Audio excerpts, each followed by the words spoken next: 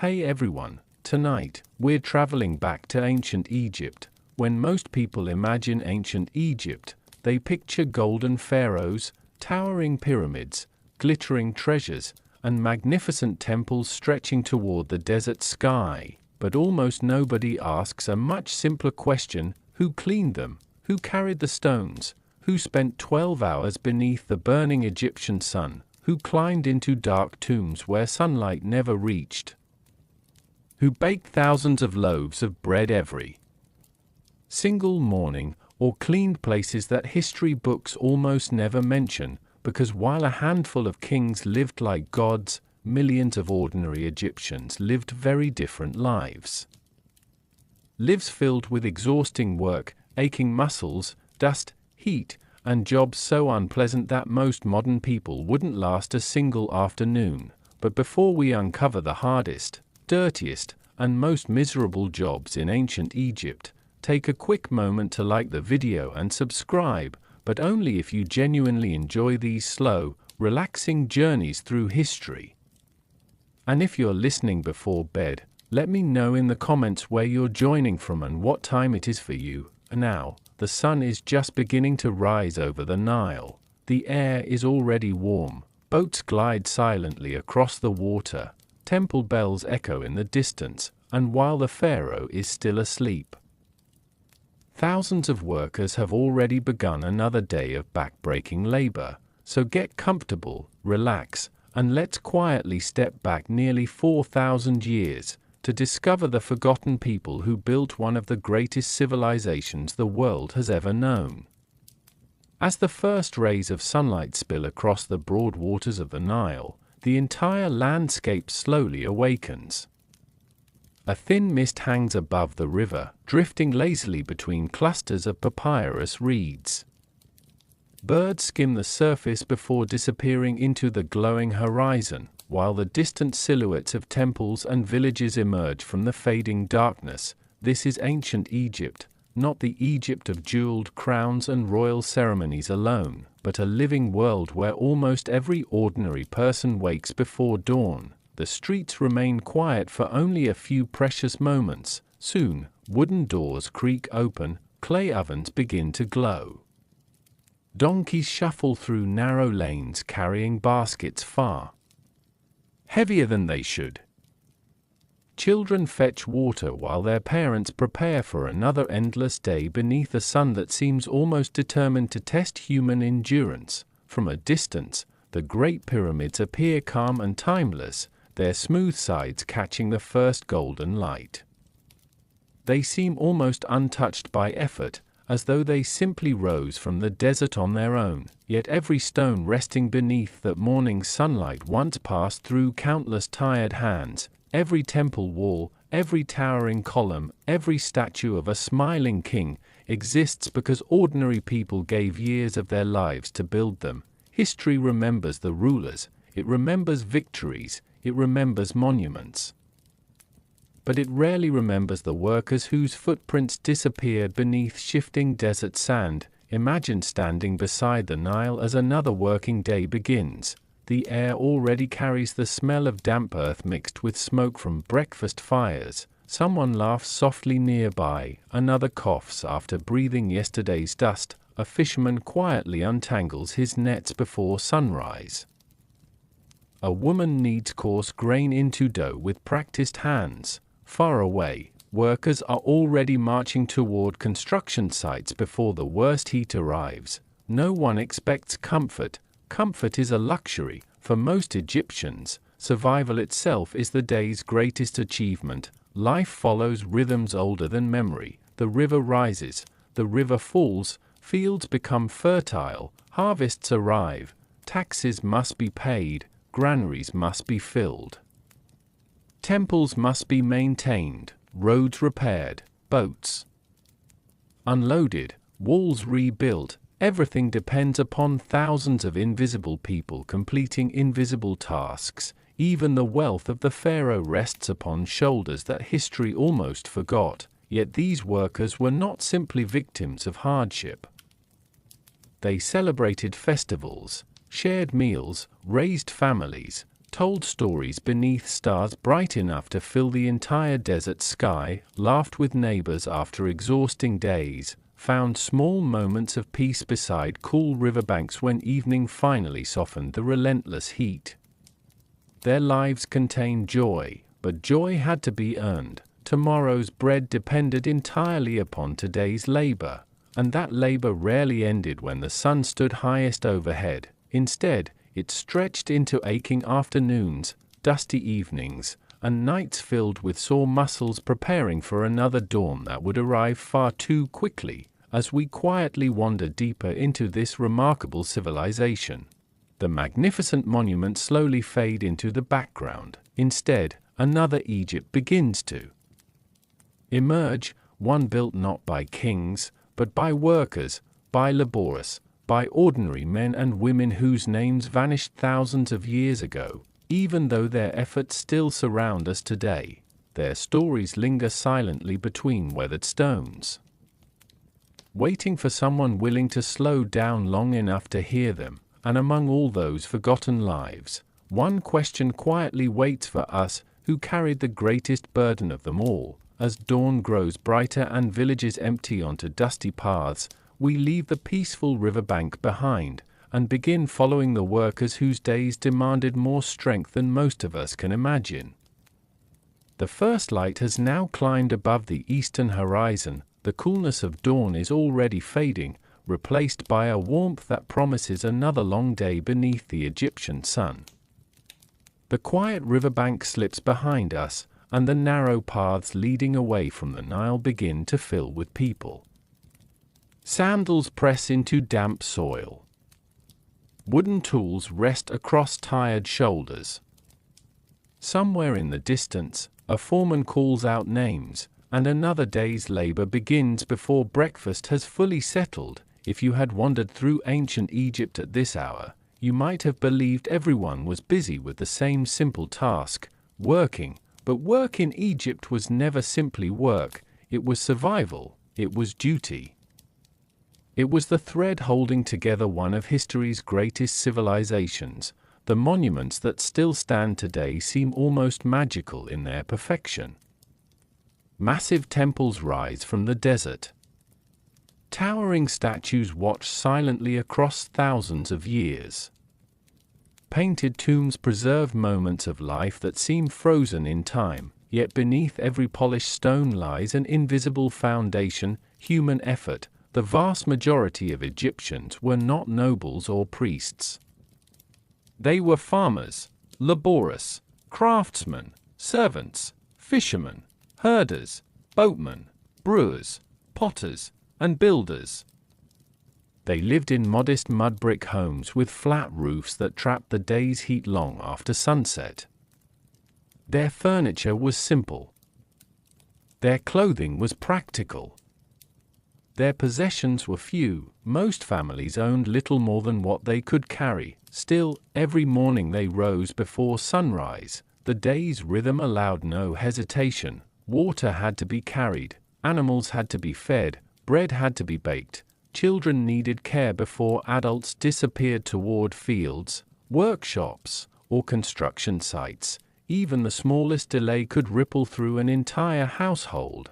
There were no quiet weekends, no paid holidays. The Nile itself decided the calendar. When the river flooded, many farmers temporarily left their fields to work on state projects. Some repaired canals. Others hauled stone or shaped bricks.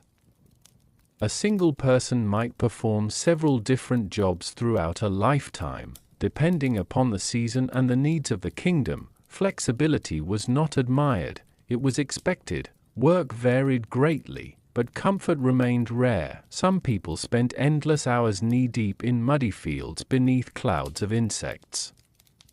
Others inhaled fine stone dust until every breath felt heavy.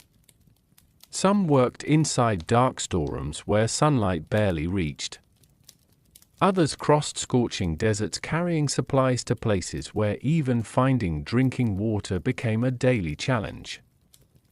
Every occupation carried its own hardships. Some demanded enormous strength, others demanded endless patience, many demanded both. The fortunate few learned trades passed carefully from parent to child. A skilled carpenter could shape elegant furniture from imported cedar. A potter transformed ordinary river clay into vessels used to cross the kingdom. A metalworker heated copper until sparks danced like tiny stars inside smoky workshops. These crafts required talent, but even skilled hands rarely escaped long hours. For ordinary laborers, payment often came not as coins but as food: bread, beer, onions, fish, sometimes cloth, sometimes oil. These supplies fed families rather than filling purses. A poor harvest could mean smaller rations. An injury could threaten an entire household. There were no pensions waiting for tired workers, no hospitals offering weeks of recovery. The body itself became the most valuable tool a person owned, and like every tool, it slowly wore down. Archaeologists studying ancient skeletons have found worn joints, damaged spines, healed fractures, and muscles etched into bone itself. These silent remains tell stories that no written record ever bothered to preserve: a bent back, a broken finger, a shoulder permanently strained from lifting heavy loads. The stones remember nothing, the bones remember everything. Yet despite the hardship, communities depended upon one another. Neighbors shared ovens, families helped repair damaged homes after storms, workers laughed together during brief meals beneath scraps of shade. Festivals offered precious moments when music echoed through villages and children forgot, if only briefly, the weight of tomorrow's work. Life was difficult, but it was rarely faced alone. Perhaps that quiet companionship made unbearable days just a little easier to endure. Still, not every job carried the same burden. Some occupations demanded far more than tired muscles. Some exposed workers to relentless danger, to crushing heat, to choking dust, to wounds that never fully healed. These were the jobs people accepted because someone had to. And among them, few faced conditions harsher than the men who disappeared into Egypt's quarries, where mountains themselves had to be carved apart, one hammer strike at a time, as the villages fade behind us and the green banks of the Nile give way to bare cliffs of pale limestone. The sound of birds is slowly replaced by another rhythm, the sharp crack of stone against stone. It is there, beneath towering walls of rock and beneath a sun with nowhere to hide from, that we meet the workers whose exhausting labor gave Egypt its monuments. The cheerful sounds of the riverside villages have almost disappeared now. Behind us, the Nile continues its slow and dependable journey toward the sea. Ahead, the land changes. The rich black soil gives way to pale cliffs, broken hills, and endless stretches of stone. Even the air feels different here, a drier, hotter, and strangely still. This is where many of Egypt's greatest monuments truly began, not beside the pyramids, not within the temples, but here, inside the quarries. Long before a single block was placed upon another, someone first had to free it from the mountain itself. As the sun climbs higher, groups of workers arrive carrying simple tools. They do not wear shining armor or colorful robes. Their linen garments are faded with dust, their hands rough from years of labor, and their faces already glisten with sweat before the hardest work has even begun. The quarry does not welcome anyone gently. Towering walls of limestone rise overhead like silent giants. Every sound echoes between them. The steady rhythm of pounding stone rolls across the valley, tap, crack, repeating hour after hour until it becomes as familiar as breathing. There are no machines, no iron drills, no roaring engines, only human strength, patience, and remarkable skill. The workers begin by studying the rock face carefully. Experienced eyes search for tiny natural cracks hidden beneath the surface. A mistake could waste weeks of effort or shatter an enormous block into useless fragments. Once the lines are chosen, teams begin hammering grooves into the stone using hard dolerite pounding stones, some weighing as much as a child. The repeated blows seem almost gentle at first, but they continue without mercy, hundreds, thousands, sometimes tens of thousands of strikes. Dust rises with every impact, drifting into mouths, noses, and eyes. Before long, everyone's skin is coated in a fine white powder.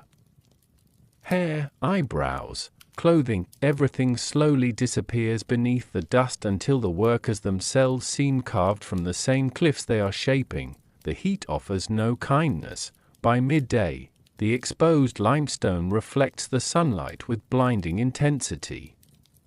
There is almost nowhere to escape it.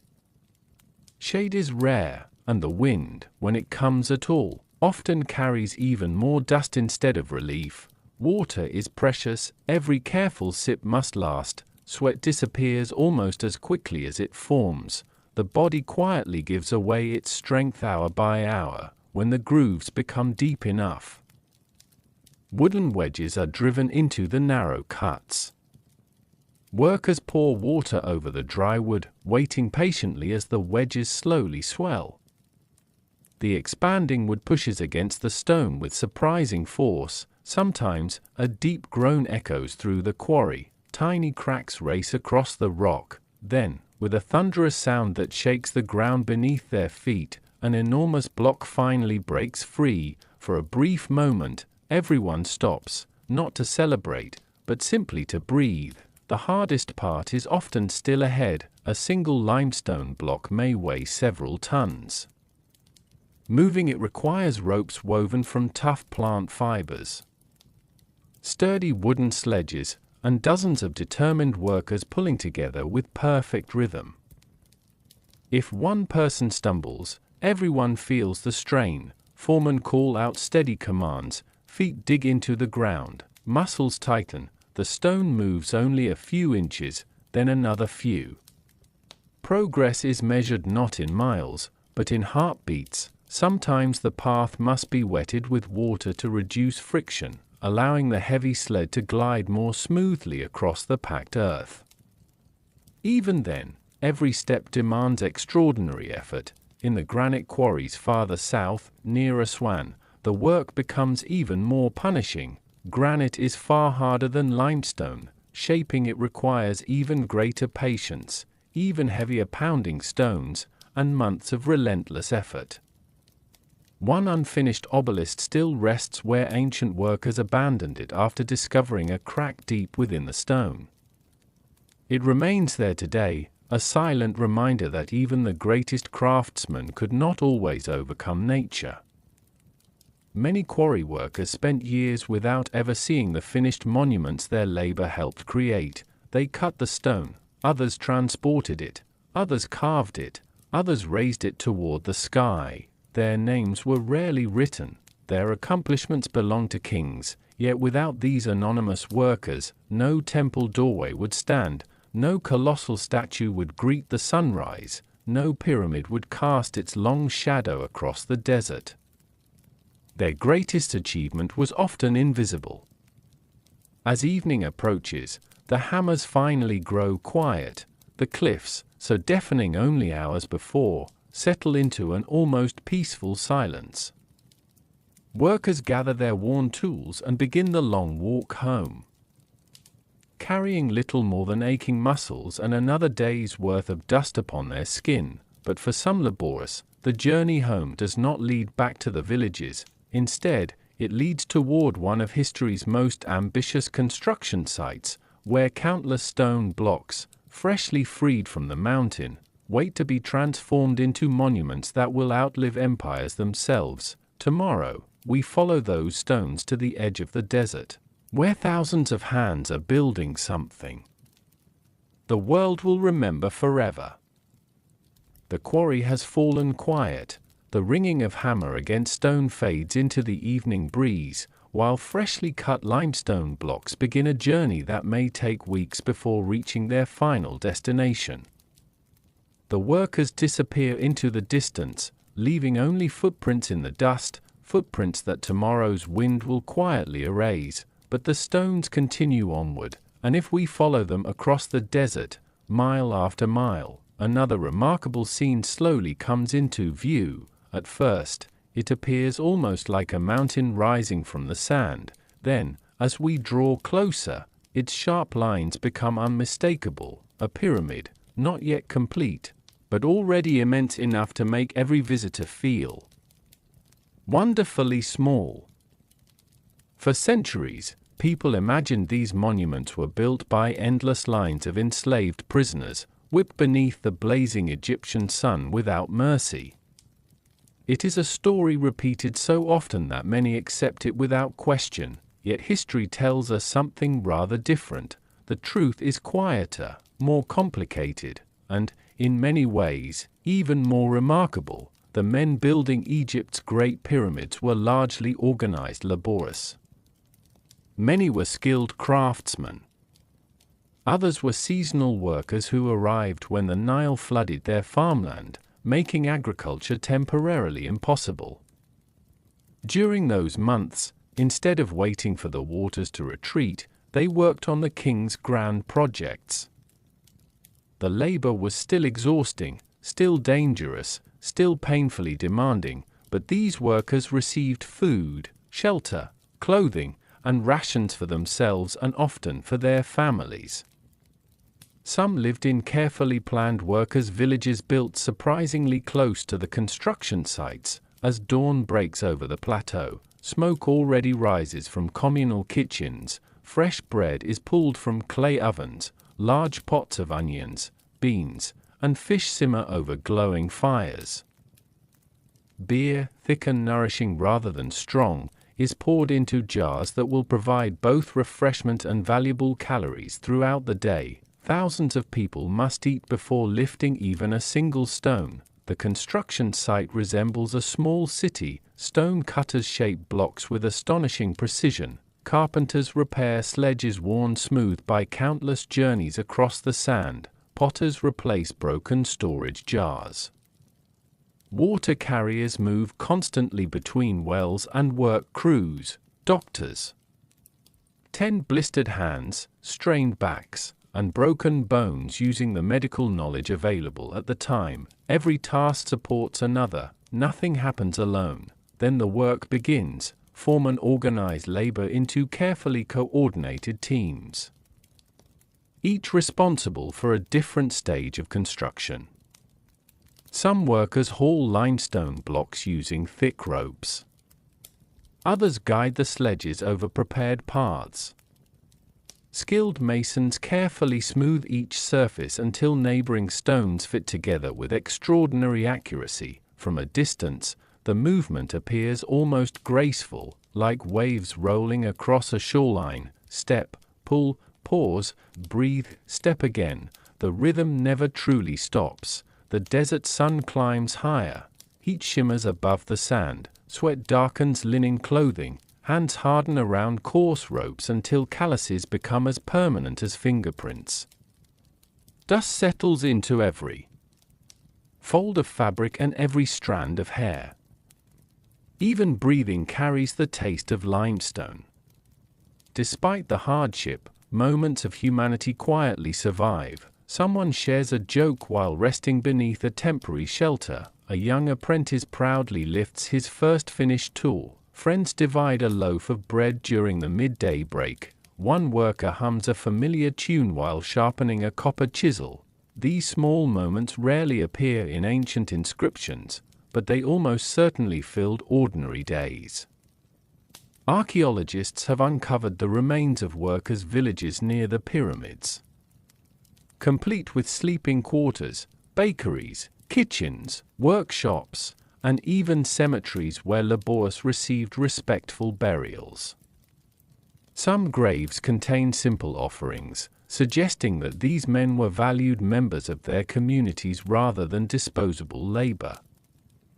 Even so, the work demanded an enormous price. Shoulders wore down after years of hauling stone, knees suffered from endless climbing, spines bent beneath loads that no modern health expert would recommend carrying, broken bones healed imperfectly, arthritis arrived early. Many builders likely felt decades older than they truly were, yet every evening, as the setting sun painted the limestone in shades of amber and gold, the growing pyramid stood slightly taller than it had the day before, not because of miracles, not because of magic, but because thousands of ordinary people returned every morning and quietly did what needed to be done.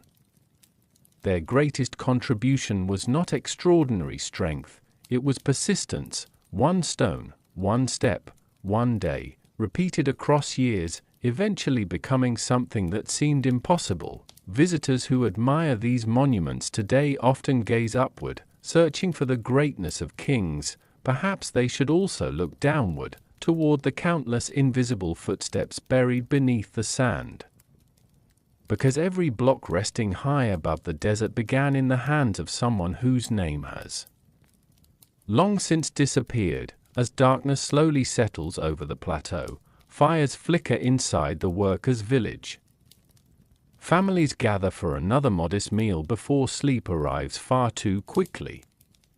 Tomorrow, many of these same hands will return once more to the ropes and the stone. But not everyone who labors serves the monuments. Beyond the desert, the Nile is beginning another quiet flood, spreading rich black soil across the fields, and as construction pauses for some, another kind of work begins for countless others, a different struggle, one ruled not by stone, but by water, mud, and the uncertain rhythm of the river itself. Night quietly slips away behind us. The stars that guided weary builders back to their villages fade one by one, until only the pale glow of dawn remains above the eastern horizon. Far from the pyramids, the desert slowly softens into fertile earth. Dry sand gives way to fields shimmering with dew, and the familiar sound of wind over stone is replaced by something gentler, the steady whisper of the Nile. For countless generations, this river has been Egypt's greatest blessing, and sometimes its greatest worry. To the people who lived along its banks, life was measured not by months, but by the river's moods. Every family watched the water with quiet hope. They studied its height, its color, and its pace, because everything they owned depended upon what the Nile decided to do next. When the flood arrived at just the right time, the land transformed almost magically. Dark, rich silt spread across the fields like a gift from distant lands far to the south. The cracked ground drank deeply. Tiny shoots would soon rise where only dry earth had stood before, but nature offered no promises. A flood that came too early, or too late, or not at all, could leave entire villages facing hunger before another season had passed. So, long before the first rays of sunlight reached the fields, the farmers were already awake. A father quietly lifted his wooden hoe from the corner of his home. His eldest son gathered coils of rope, his daughter filled clay jars with drinking water, his wife wrapped fresh bread in linen for the long hours ahead. No one hurried, there was no need, the work itself would last until sunset. As the village slowly emptied, narrow footpaths filled with neighbors walking together toward their plots of land. Donkeys carried baskets of seed. Oxen pulled simple wooden plows polished smooth by years of use. The fields stretched endlessly beside the river, beautiful, peaceful, and endlessly demanding. Farming in ancient Egypt was not simply planting and harvesting. Every season brought different responsibilities. Canals had to be cleared of mud so precious water could reach distant fields. Small dikes needed constant repair after each flood. Boundaries between farms had to be marked again because rising water often erased them completely, even before crops were planted. The land required weeks of careful preparation. The work never truly ended. When sowing finally began, handfuls of grain were scattered across the moist earth. Behind the farmers, Flocks of sheep or pigs sometimes wandered through the fields, gently pressing the seeds into the soil with their hooves. It was a surprisingly simple method, and remarkably effective. Then came the waiting, not idle waiting, but patient labor. Weeds appeared, canals clogged, birds discovered fresh grain, insects arrived uninvited. Every day brought another small challenge that demanded attention before it quietly grew into something larger. The Egyptian sun climbed steadily higher. By midday, the fields shimmered beneath waves of heat. Bare feet sank into warm mud. Mosquitoes buzzed endlessly near the water. Sweat dripped from tired faces as workers bent, lifted, carried, and repaired. The smell of wet earth mixed with growing crops and river reeds filled the heavy air. There was little shade. Only occasional date palms offered brief moments of relief. When the harvest finally arrived, another race against time began. Workers cut grain using curved flint sickles, gathering bundle after bundle beneath the watchful eyes of supervisors recording each field's yield. Taxes would soon follow. A portion of every harvest belonged to the state. The grain filled enormous granaries that fed cities, supplied workers, and prepared Egypt for seasons when nature proved less generous. For farming families, the remaining harvest determined whether the coming months would feel secure or uncertain. Archaeologists have found simple wooden plows, worn sickle blades polished smooth from years of cutting grain, and paintings showing entire families working together beneath the same brilliant sun. These images rarely celebrate wealth. Instead, they quietly honor persistence. Generation after generation, parents teaching children, children growing into parents, the rhythm continued almost unchanged for centuries. The Nile was both employer and companion. It gave life, but only to those willing to meet it with relentless effort. As evening settles across the valley, the day's heat finally begins to loosen its grip.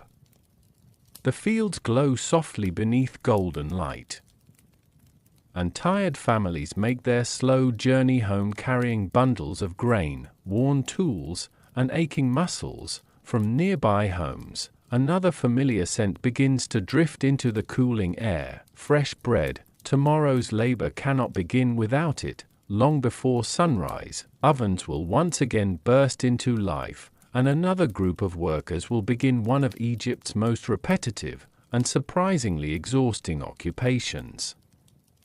Because feeding an entire civilization was a task that never paused, and before dawn breaks again, we quietly step inside the warm glow of the bakery.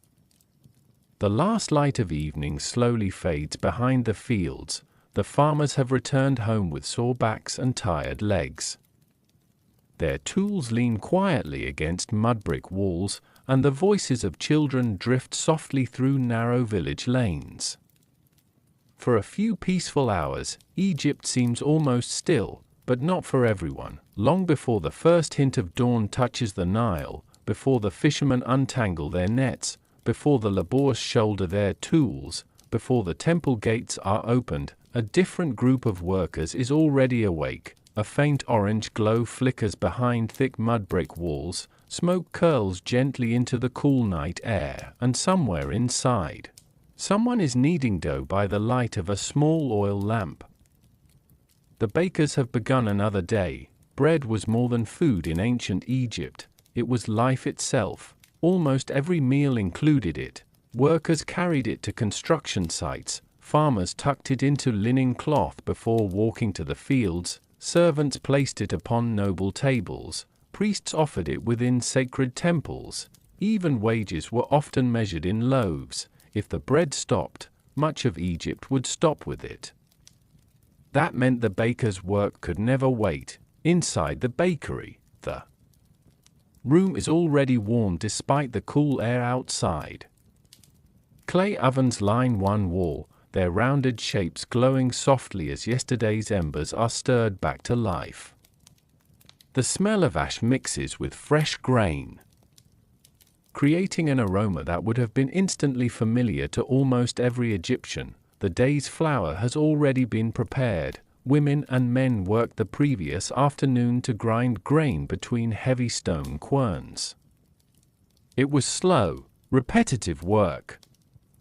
Hour after hour, one stone slid across another until the wheat and barley became fine enough to bake. Tiny fragments of stone often mixed with the flour. No one intended this, it simply happened. Over many years, those tiny grains slowly wore down people's teeth. Archaeologists examining Egyptian skeletons frequently find teeth ground almost flat, a quiet reminder of bread's hidden cost. The baker pours water into a broad mixing bowl. A handful of sour starter from yesterday's dough is carefully added. Then comes the flour. Strong hands begin to knead, push, fold, turn again. The movement is almost hypnotic. The dough slowly transforms beneath practiced fingers, becoming smoother with every passing minute. There are no measuring cups, no clocks, no written recipes pinned to the wall. Everything depends upon memory, experience, touch. The baker knows when the dough is ready simply by feeling it. Nearby, another worker shapes hundreds of small loaves. Some are round, others are long, some are placed into decorated molds reserved for wealthier households or religious offerings. Most remain simple, practical, made to fill hungry stomachs rather than impress the eye. The ovens grow hotter, unlike modern ovens. Many Egyptian baking ovens were shaped like tall clay cylinders. Reaching inside demanded careful balance. Bakers leaned close to intense heat, placing dough against the hot inner walls or lowering it carefully into the glowing chamber. Every movement carried risk. A careless hand could brush burning clay, a sleeve might catch an ember. The heat was relentless. Even before sunrise, sweat gathered across brows and ran into tired eyes. Smoke lingered beneath the ceiling. Ash clung to skin and clothing. By the time the first golden light entered through the doorway, dozens of baskets were already filled with warm bread. Outside, customers quietly gathered. Children carried woven baskets almost as large as themselves. Workers collected rations before beginning long walks to quarries, farms, or construction sites. Temple servants arrived for the daily offerings. No one lingered for conversation.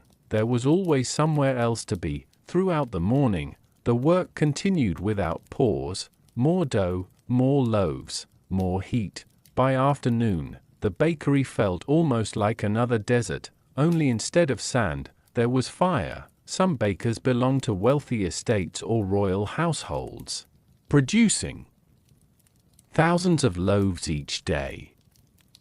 Others worked in small village bakeries where every customer was a familiar face. Wherever they baked, their routine rarely changed. Yesterday's bread fed today's workers. Today's bread would feed tomorrow's. The cycle never truly ended. Archaeologists have uncovered ancient bakeries with grinding stones, mixing bowls, clay ovens, and even loaves preserved in remarkably dry conditions. Wall paintings show teams working side by side, each person performing one small task that contributed to feeding an entire community. It was ordinary work, but deeply important. Without bread, the quarry workers could not lift stone, the farmers could not tend their fields, the boatmen would lose strength before reaching distant ports. The kingdom rested upon countless simple loaves baked before sunrise. As evening approaches once again, the fires are finally allowed to cool. Bakers sweep ash from the floor, prepare tomorrow's grain, and quietly close heavy wooden doors. For a few short hours, silence returns. Yet another group of workers is only just beginning. While the village sleeps, temple gates slowly open beneath the stars. Inside those sacred walls, unseen hands prepare holy spaces before the first prayer of the morning. Their work is quiet, careful, almost invisible. And it carries a very different kind of responsibility, with the scent of warm bread still lingering in the air. We leave the glowing ovens behind and step softly into the shadowed halls of Egypt's temples. The comforting warmth of the bakery slowly fades behind us. The scent of fresh bread still lingers in the cool morning air as villagers disappear toward fields, workshops, and construction sites. The streets grow quieter once more, but another path now calls us away from the busy homes of ordinary people. It leads toward towering stone walls, walls that seem to rise straight from the earth itself. Beyond them stand the temples of ancient Egypt. Massive gateways cast long shadows across polished courtyards. Enormous columns resemble forests carved from stone, their painted capitals blooming like giant lotus flowers beneath the first light of dawn. Sacred statues wait in perfect silence, watching over halls where every sound seems to echo a little longer than it should. To many Egyptians, these temples were not simply places of worship.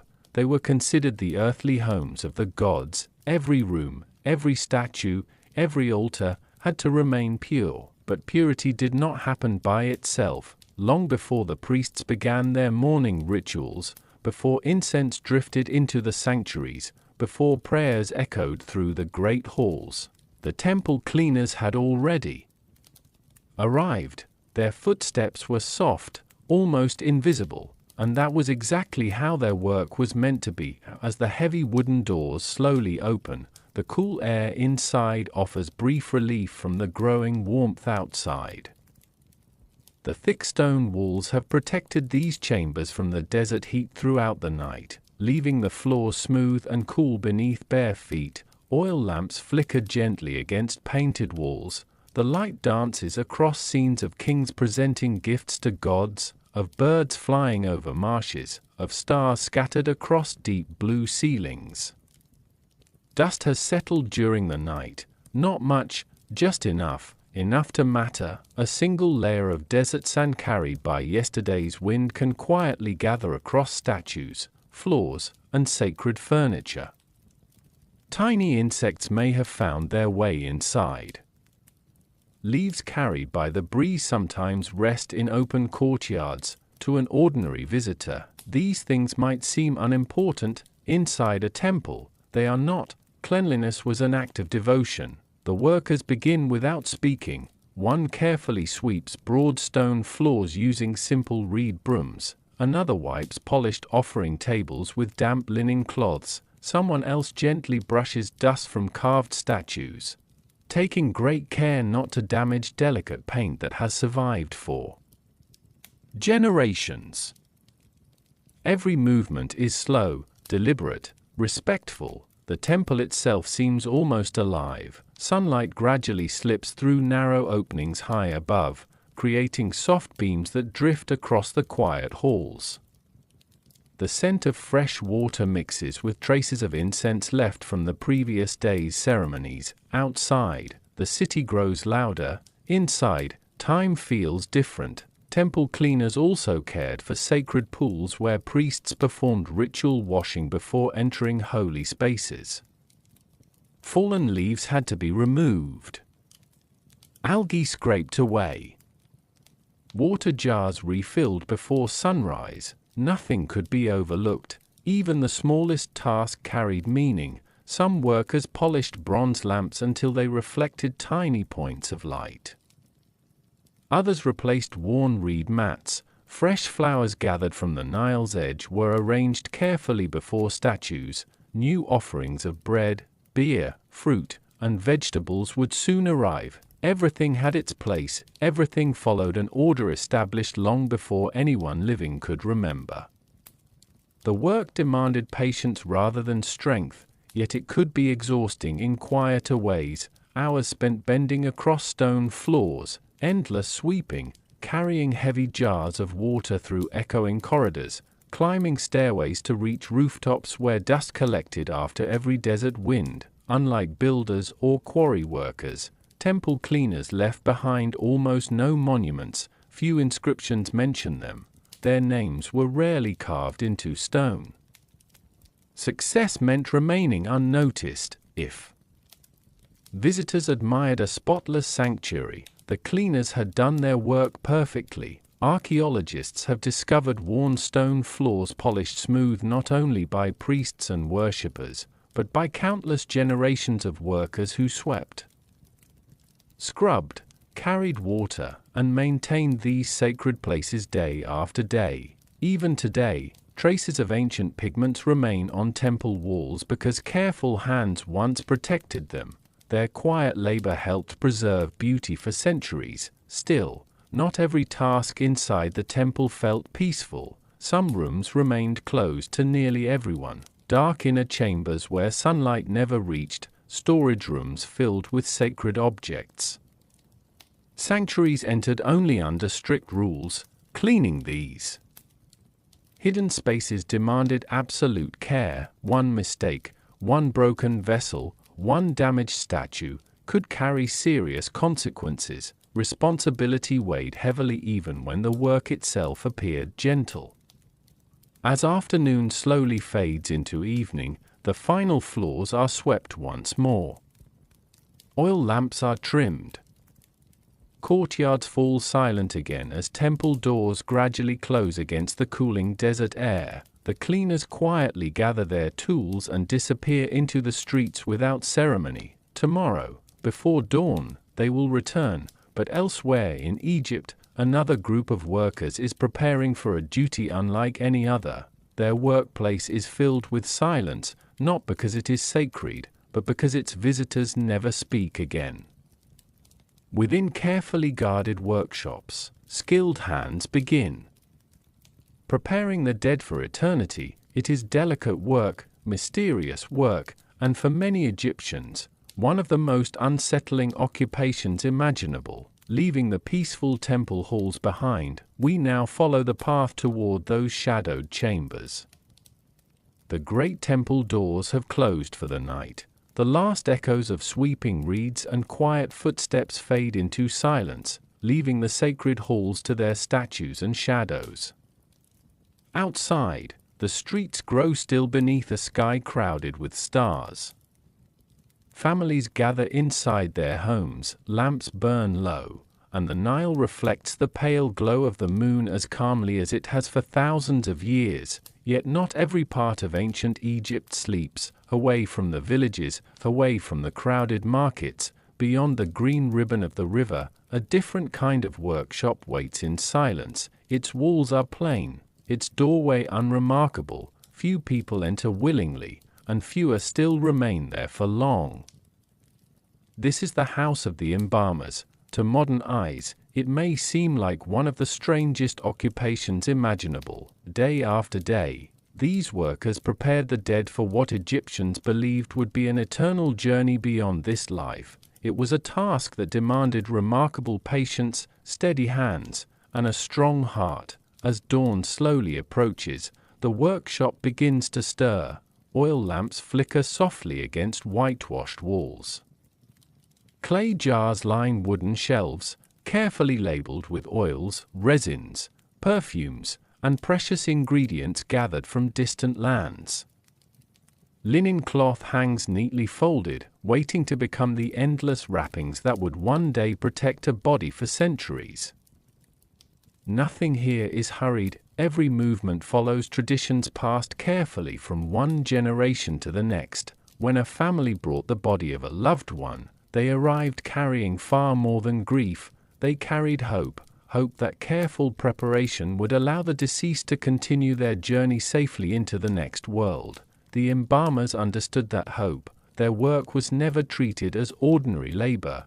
It was both practical and deeply meaningful. The process itself could take around 70 days, not because the workers moved slowly, but because every stage required time. The body had to be gently washed with water from the Nile. Special oils were carefully applied. Natural natron, a salt found in Egypt's dry deserts, slowly removed moisture from the body over many weeks, helping preserve it against decay. While the waiting continued, Embalmers quietly prepared everything else. Linen strips were cut and folded. Protective amulets were placed aside. Resins were warmed until their rich scent filled the room.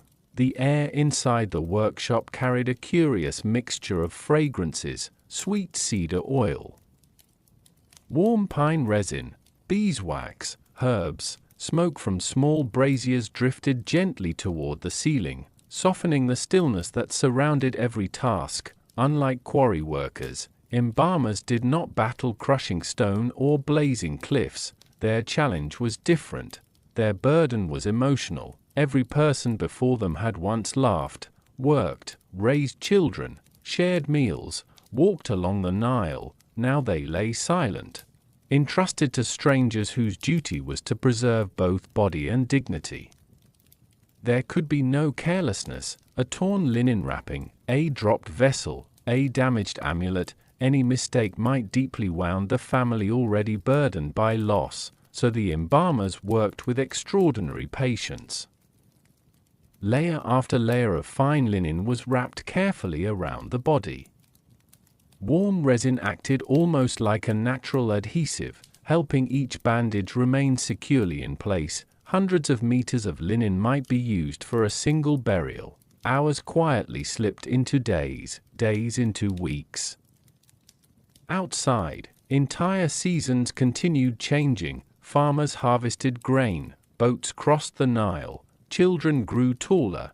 Inside the workshop, time seemed almost suspended. Many embalmers likely became respected specialists within their communities. Their knowledge combined practical skill with religious tradition, making their occupation both unusual and essential. Yet not everyone admired their work. Some Egyptians viewed death with understandable discomfort. The embalmers lived close to a world most people preferred not to think about until necessity forced them to. Even so, without them, the magnificent tombs that survive today would tell only half their story. Archaeologists have discovered embalming workshops containing stone tables, pottery vessels stained with ancient resins, bronze instruments, baskets filled with linen, and written labels identifying precious oils. Scientific studies continue revealing how remarkably sophisticated these preservation methods truly were. Some mummies remain astonishingly well preserved after more than 3,000 years, a quiet triumph of careful craftsmanship, not magic, not mystery alone, but countless patient hands following traditions refined across centuries. As evening gently settles over the workshop once more, the final wrappings are completed.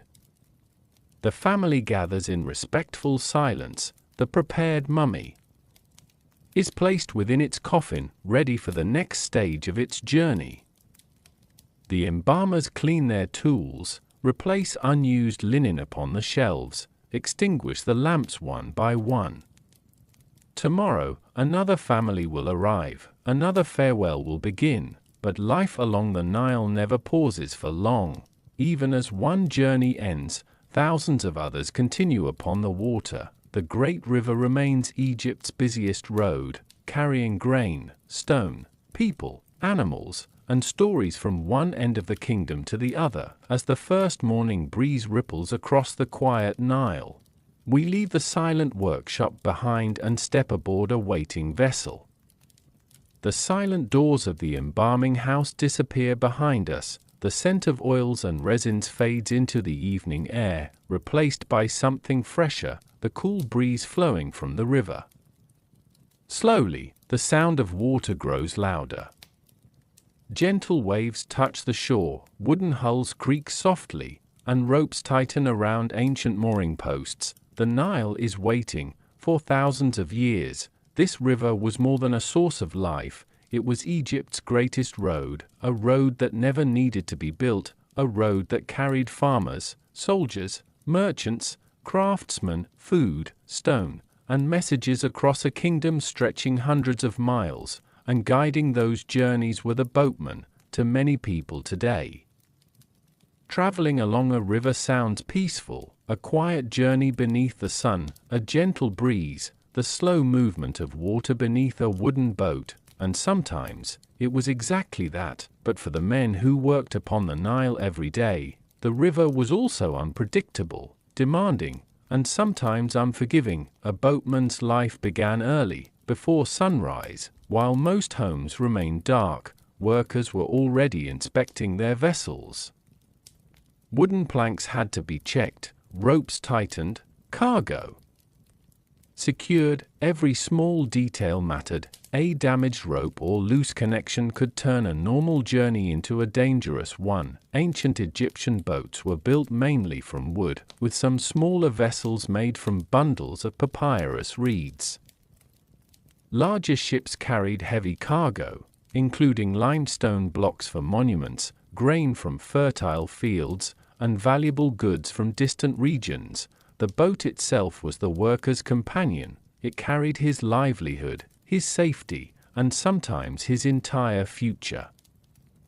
As the morning mist lifted from the Nile, boatmen pushed away from the shore. The current helped guide many journeys southward, while traveling north often required sails catching the steady winds that moved against the river's flow. This natural rhythm shaped Egyptian transportation for generations. The river decided the pace, not the traveler. A boatman needed more than strength, he needed experience. He watched the color of the water, the movement of birds, the shape of distant riverbanks. He understood hidden sandbars and shallow areas where a careless captain could become stuck. The Nile looked calm, but it was never completely predictable. During flood seasons, familiar paths could disappear beneath rising waters. Strong currents could pull boats away from their intended route. Heavy cargo made every mistake more costly. Imagine standing on a wooden deck beneath the endless Egyptian sky. The sun burns overhead. Your hands grip a rough rope. The smell of wet wood mixes with river mud. Behind you, a heavy load waits to be delivered. Ahead, the journey continues with no guarantee of comfort. There are no engines, no maps with precise routes. Only the knowledge passed down from older boatmen. The river teaches slowly, and it remembers every mistake. Yet life aboard the Nile was not only hardship. For many boatmen, the river offered moments of remarkable beauty. Early mornings painted the water gold. Migrating birds rested among the reeds. Distant temples appeared like dreams through the mist. At night, the stars reflected upon the surface until the river seemed connected to the sky itself. These moments may have reminded workers why generations of Egyptians remained tied to the water. The Nile was difficult, but it was also home. Boatmen carried far more than physical cargo. They connected communities. A village needing grain could receive supplies from another region. A city requiring stone could depend upon ships arriving from distant quarries. Messages from officials traveled along these waterways. Without boatmen, Egypt's economy would slow to a crawl. Even the greatest monuments depended upon them. The stones cut in distant quarries did not walk across the desert alone. They moved by river. The food feeding thousands of workers did not appear by chance. It arrived on boats. The wealth of Egypt flowed along the same waters where ordinary boatmen spent their lives. Archaeologists have discovered ancient ship remains, wooden tools, rope fragments, and detailed paintings showing river journeys. These discoveries reveal just how advanced Egyptian sailing and transportation truly were.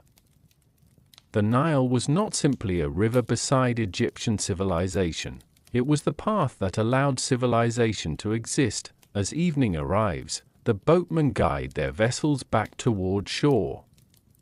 The final sunlight reflects across the water, and the day's noise slowly fades into gentle waves. Ropes are tied, cargo is unloaded, the workers return home. But not everyone who serves Egypt's powerful institutions works under the open sky. Some spend their days much closer to wealth and authority, inside grand estates and royal households. Another group of workers moves quietly through polished halls, carrying messages, preparing meals, organizing rooms, and maintaining the private world of Egypt's elite.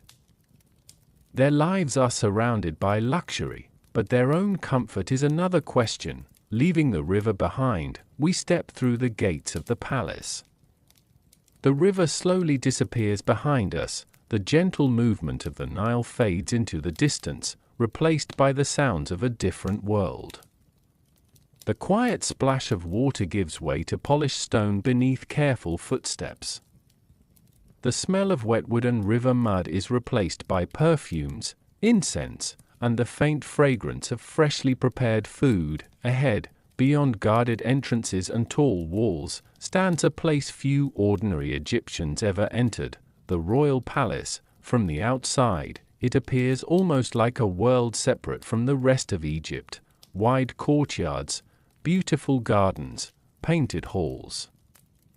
Rooms filled with fine furniture and precious objects gathered from across the kingdom. Here lived the pharaoh and the royal family, surrounded by comfort and abundance, but behind every moment of luxury, there were hundreds of people making it possible. The palace did not run by itself. Every polished floor, every prepared meal, every arranged piece of furniture, every carefully folded garment, required someone's hands, and those hands belonged to the palace servants. Their work existed in the background, often unnoticed, but without them, the royal household would quickly fall into disorder. Long before the royal family woke, servants were already moving through the palace corridors. The first workers cleaned rooms and prepared spaces for the day ahead. Others carried water in heavy clay jars.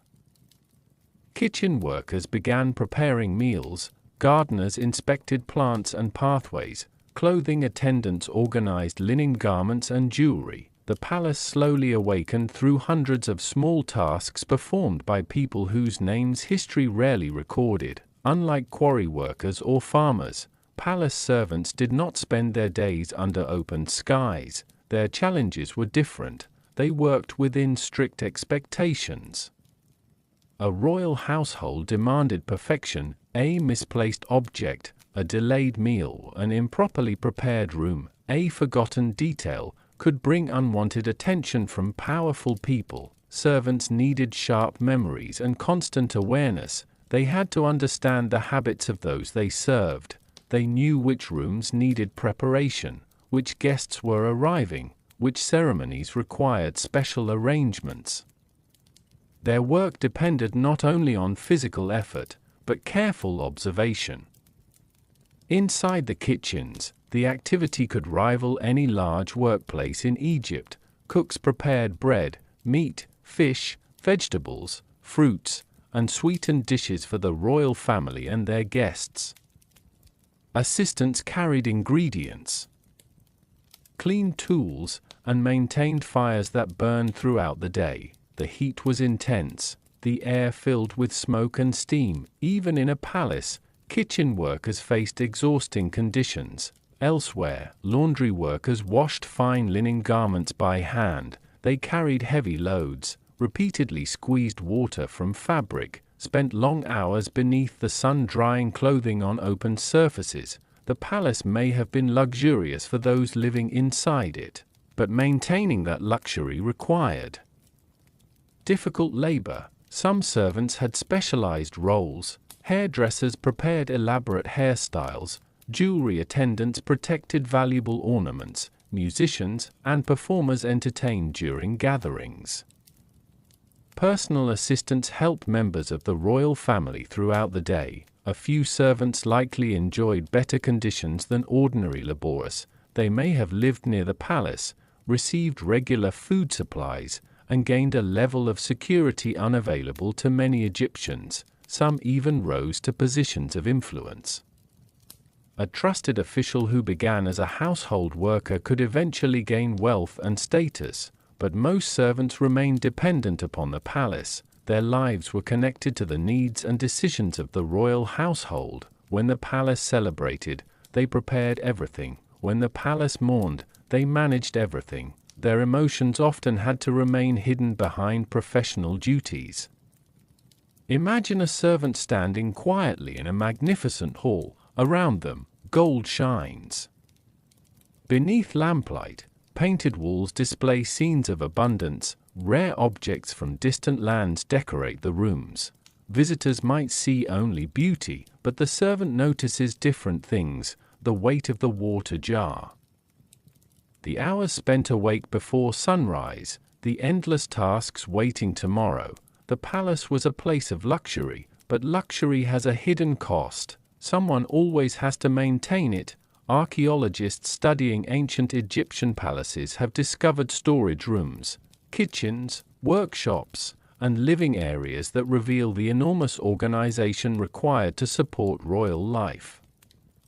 These remains show that behind every grand ceremony stood hundreds of workers quietly preparing the details. The pharaoh's image may have dominated Egyptian history, but the palace itself belonged to many people: the cooks, the cleaners, the gardeners, the attendants, the workers who ensured that greatness appeared effortless. As night falls over the palace gardens, servants extinguish lamps and prepare rooms for another morning.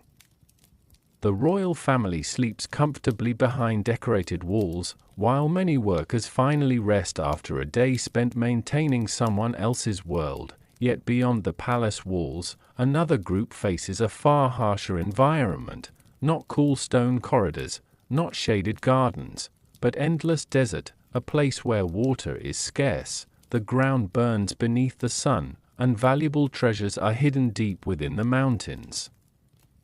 There, workers descend into one of ancient Egypt's most unforgiving landscapes, searching for the metal that decorated temples, statues, and royal treasures. Leaving the palace behind, we travel beyond the green lands of the Nile into the golden emptiness of the desert. The peaceful gardens of the palace slowly vanish behind us, the sound of flowing water fades, the shade of palm trees disappears.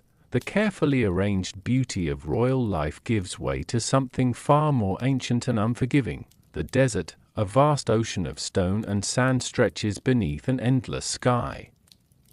The air is dry. The landscape appears empty. Yet hidden among these silent mountains are treasures that once captured the imagination of kings. Gold. To ancient Egypt, gold was more than a valuable material. It represented sunlight, eternity, power, royal greatness. It covered statues, decorated temples, and surrounded the rulers of Egypt with an image of divine beauty. But before gold reached the hands of craftsmen, before it became jewelry or royal decoration, someone had to find it, someone had to pull it from the earth, and that someone was the desert miner. Far from the fertile Nile Valley, groups of workers traveled into regions where almost nothing grew. The journey itself could be exhausting. Water had to be carried carefully. Food supplies had to last. Every step across the rocky ground brought them farther away from the comfortable rhythm of river life. The desert offered no easy path. During the day, the sun turned the landscape into a furnace. At night, temperatures could fall sharply. The same land that burned beneath workers' feet during daylight could become cold and silent after sunset. The miners lived between these extremes.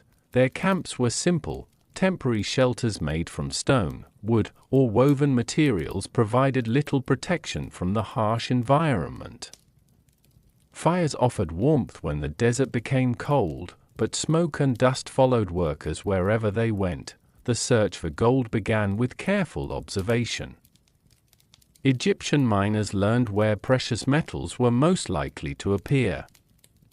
They followed mountain veins, studied the color of rocks, and searched riverbeds where pieces of gold might have collected over time. But finding gold was only the beginning. The real labor came afterward.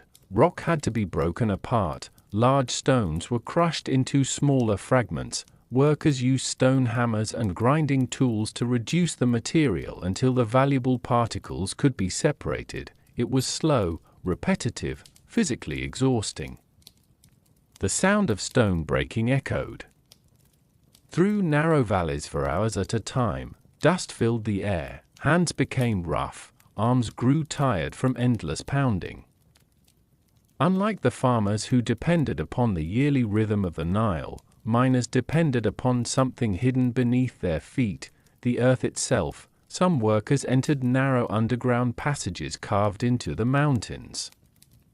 These mines could be dark, cramped, and difficult to breathe inside.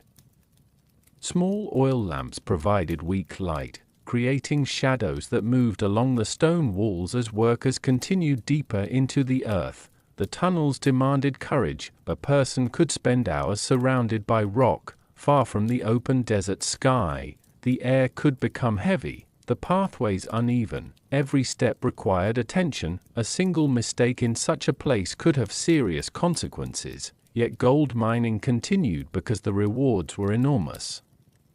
Egypt's rulers wanted gold for temples, ceremonies, diplomatic gifts, and displays of wealth. Foreign visitors admired Egyptian treasures, and powerful leaders understood that gold represented the strength of their kingdom, but the miners themselves rarely enjoyed the treasures they uncovered. The gold they discovered would leave their hands almost immediately. A worker might spend years searching for precious metal without ever owning a single piece. Their reward was usually food, clothing, and payment arranged by those controlling the mines. Still, these workers possessed remarkable skills. They understood landscapes that others feared. They knew hidden paths through mountains. They recognized useful stones from worthless ones. Their knowledge allowed Egypt to access resources that helped build its reputation across the ancient world. Archaeologists studying ancient mining settlements have discovered stone tools, crushing areas, workers' shelters, and abandoned tunnels that reveal how demanding this work truly was. These remains show a world of people who transformed empty landscapes into sources of extraordinary wealth. The desert remembers them quietly, not through grand statues, not through golden monuments, but through the marks left behind on ancient rock. Every carved tunnel, every broken hammer, every pile of crushed stone tells a small piece of their story. As the sun begins to sink behind the mountains, the miners leave the day's work behind. The golden landscape turns orange and violet, and the desert becomes peaceful once again. But the journey of Egypt's resources does not end here. Gold was not the only material that shaped this civilization. Another precious resource grew beside the Nile itself, a plant that became writing material, a surface where officials recorded taxes, stories, prayers, and everyday details of life. To create it required another group of workers with patience and skill, leaving the harsh desert behind. We return toward the river banks. The desert winds slowly fade behind us. The sharp mountains where miners searched for hidden gold become distant shadows on the horizon. The dry silence of the wasteland gives way once again to the familiar sounds of the Nile Valley, moving water, birds among the reeds, the gentle rustling of plants growing beside the river. Here, along the edges of Egypt's great river, a different kind of treasure was waiting, not buried beneath stone, not hidden inside mountains, but growing quietly in the wetlands. Papyrus. To many people today, ancient Egypt is remembered through pyramids and temples. But another achievement shaped the civilization just as deeply: the ability to record thoughts, to preserve knowledge, to communicate across generations. Much of this depended upon papyrus makers. Their work transformed a simple river plant into one of the ancient world's most important materials. Before a royal decree could be preserved, before an official could record taxes, before a scholar could write down medical knowledge or stories, someone first had to prepare the surface that would hold those words, and that process began beside the Nile. Early in the morning, before the heat became overwhelming, papyrus workers walked through shallow wetlands where tall green stalks rose above the water. The plant grew in thick clusters, swaying gently with every breeze. From a distance, it looked peaceful, almost effortless, but collecting papyrus required careful labor. Workers entered muddy areas where insects gathered and where every step became slower beneath the soft river soil. They cut the tall stalks close to the base, gathered bundles together, and carried them back to workshops near the riverbank. The harvested plants were heavy, wet, and surprisingly difficult to transport. Back at the workshop, the real work began. The outer green layer was removed, revealing the lighter inner part of the stalk. Workers sliced the material into thin strips using sharp blades. Each strip had to be carefully prepared. Too thick, and the finished sheet would become uneven. Too thin, and it might not survive long use. The strips were then arranged in layers. One direction, then another, like a carefully woven pattern. The natural moisture inside the plant helped the pieces bind together. Workers pressed the layers tightly, creating a flat surface that slowly dried beneath heavy weights. The process required patience. The sheets could not be rushed. A mistake discovered after drying might mean hours of work had been wasted. Once complete, the papyrus surface was smoothed using stones or shells, creating a writing material light enough to carry and strong enough to preserve important information. The final product was surprisingly elegant. A simple plant transformed into a tool of civilization, but the makers behind this transformation remained mostly unknown.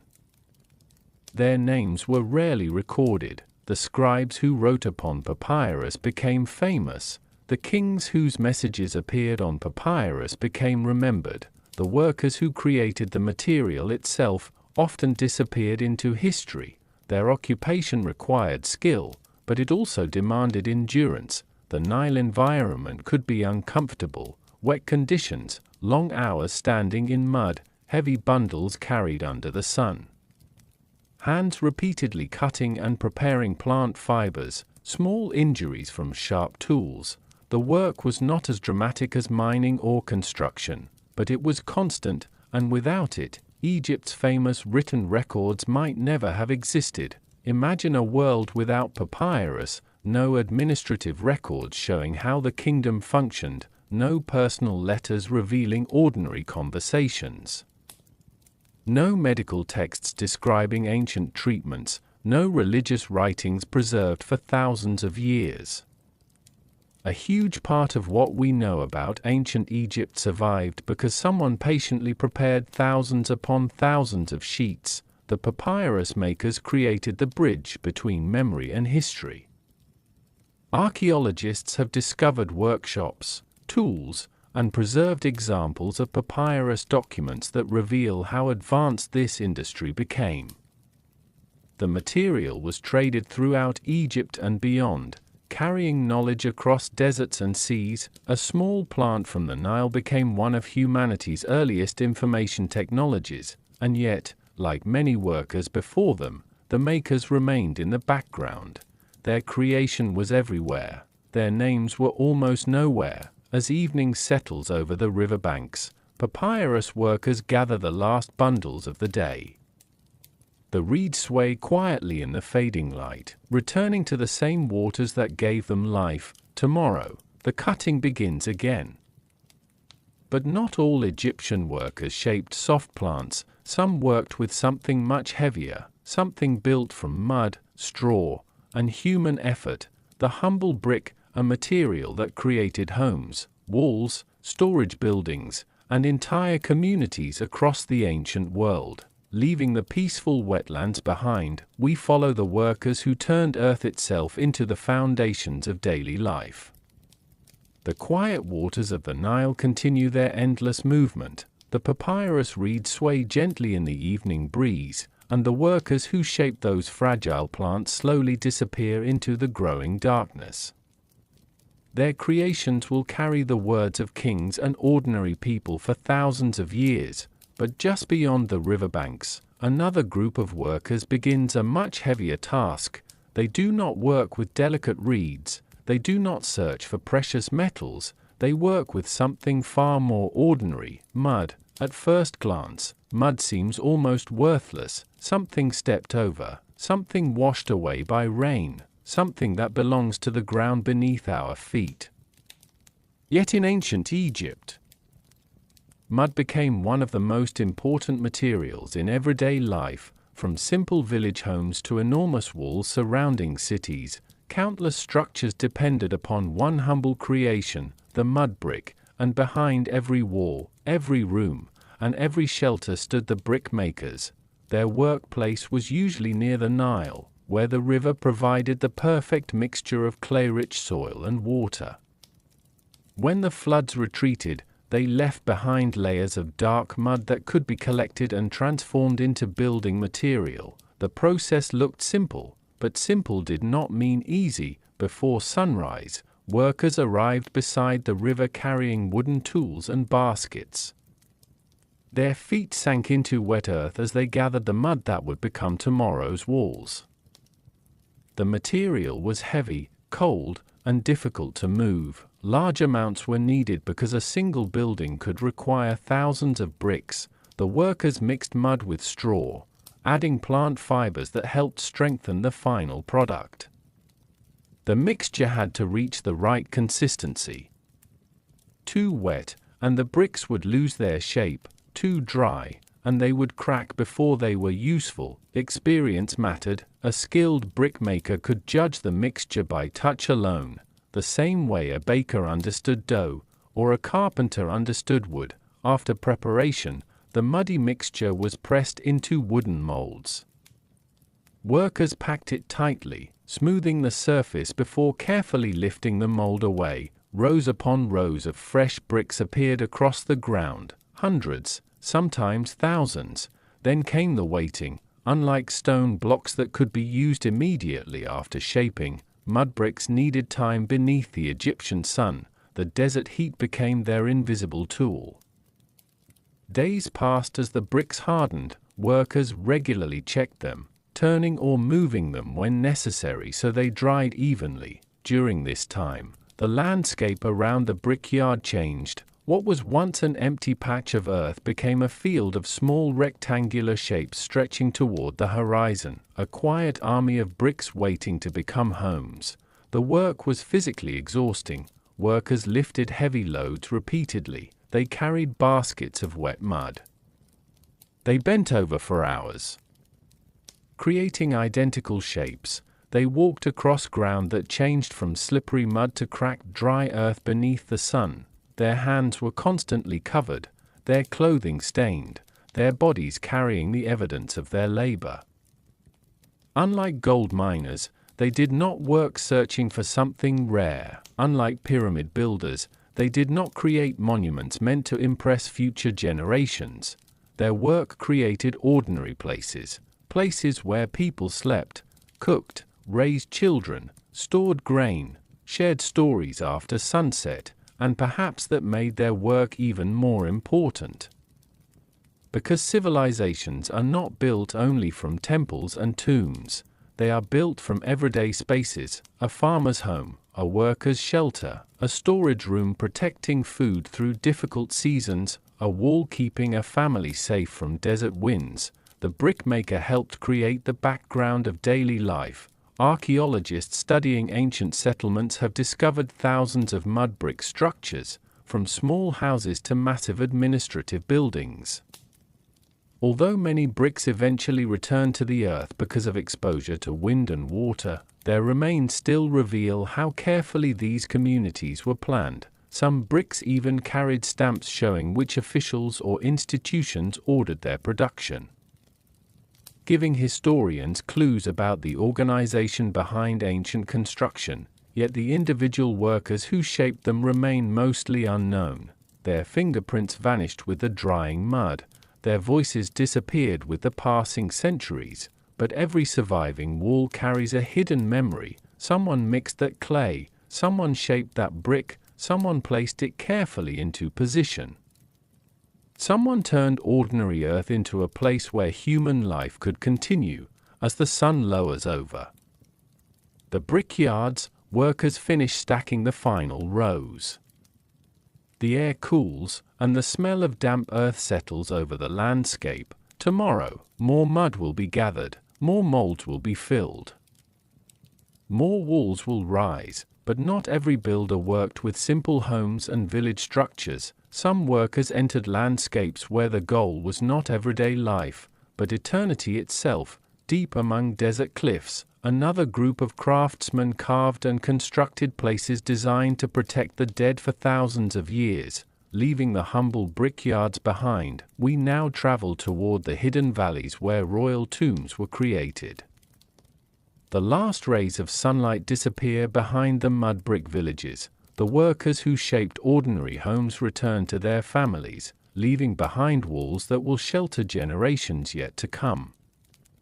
Their hands worked with simple earth, creating places filled with laughter, meals, and everyday memories. But ahead of us, the landscape changes once again. The fertile fields become distant, the river grows smaller behind the horizon, and towering cliffs begin to rise from the desert.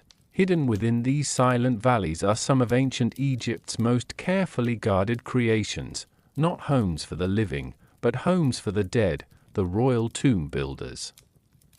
Their work was unlike almost any other occupation in Egypt.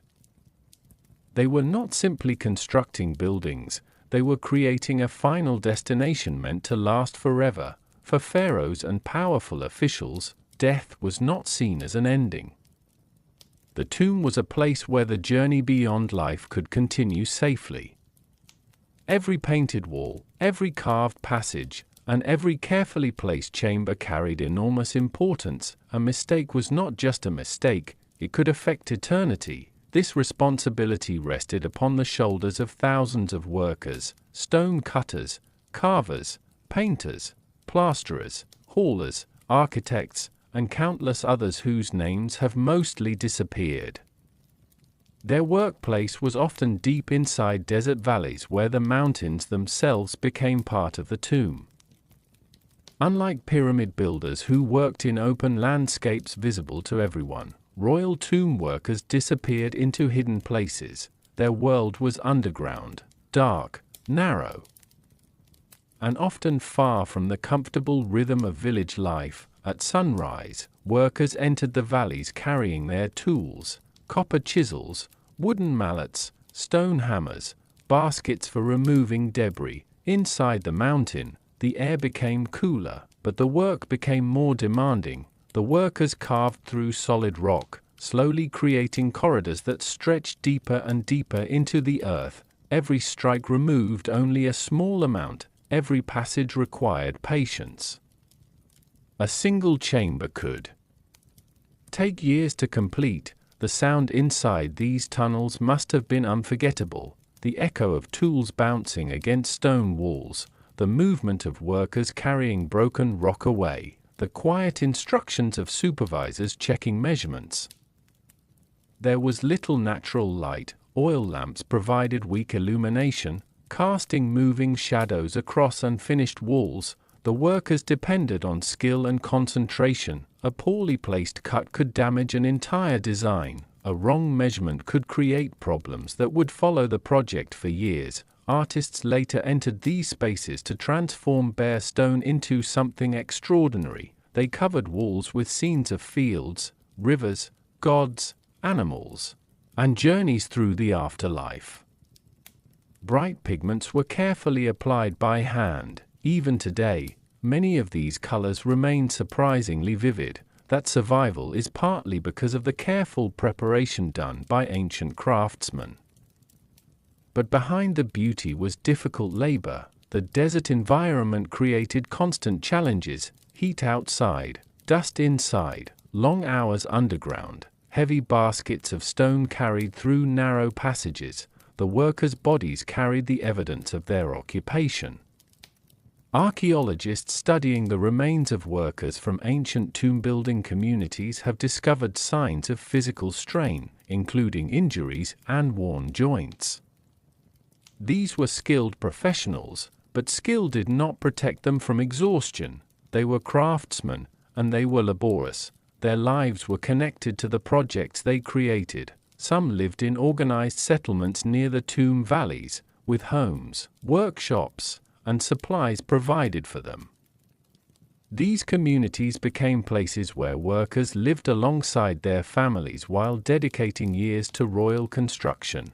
They were separated from the outside world. Their knowledge was valuable. Their work was secretive.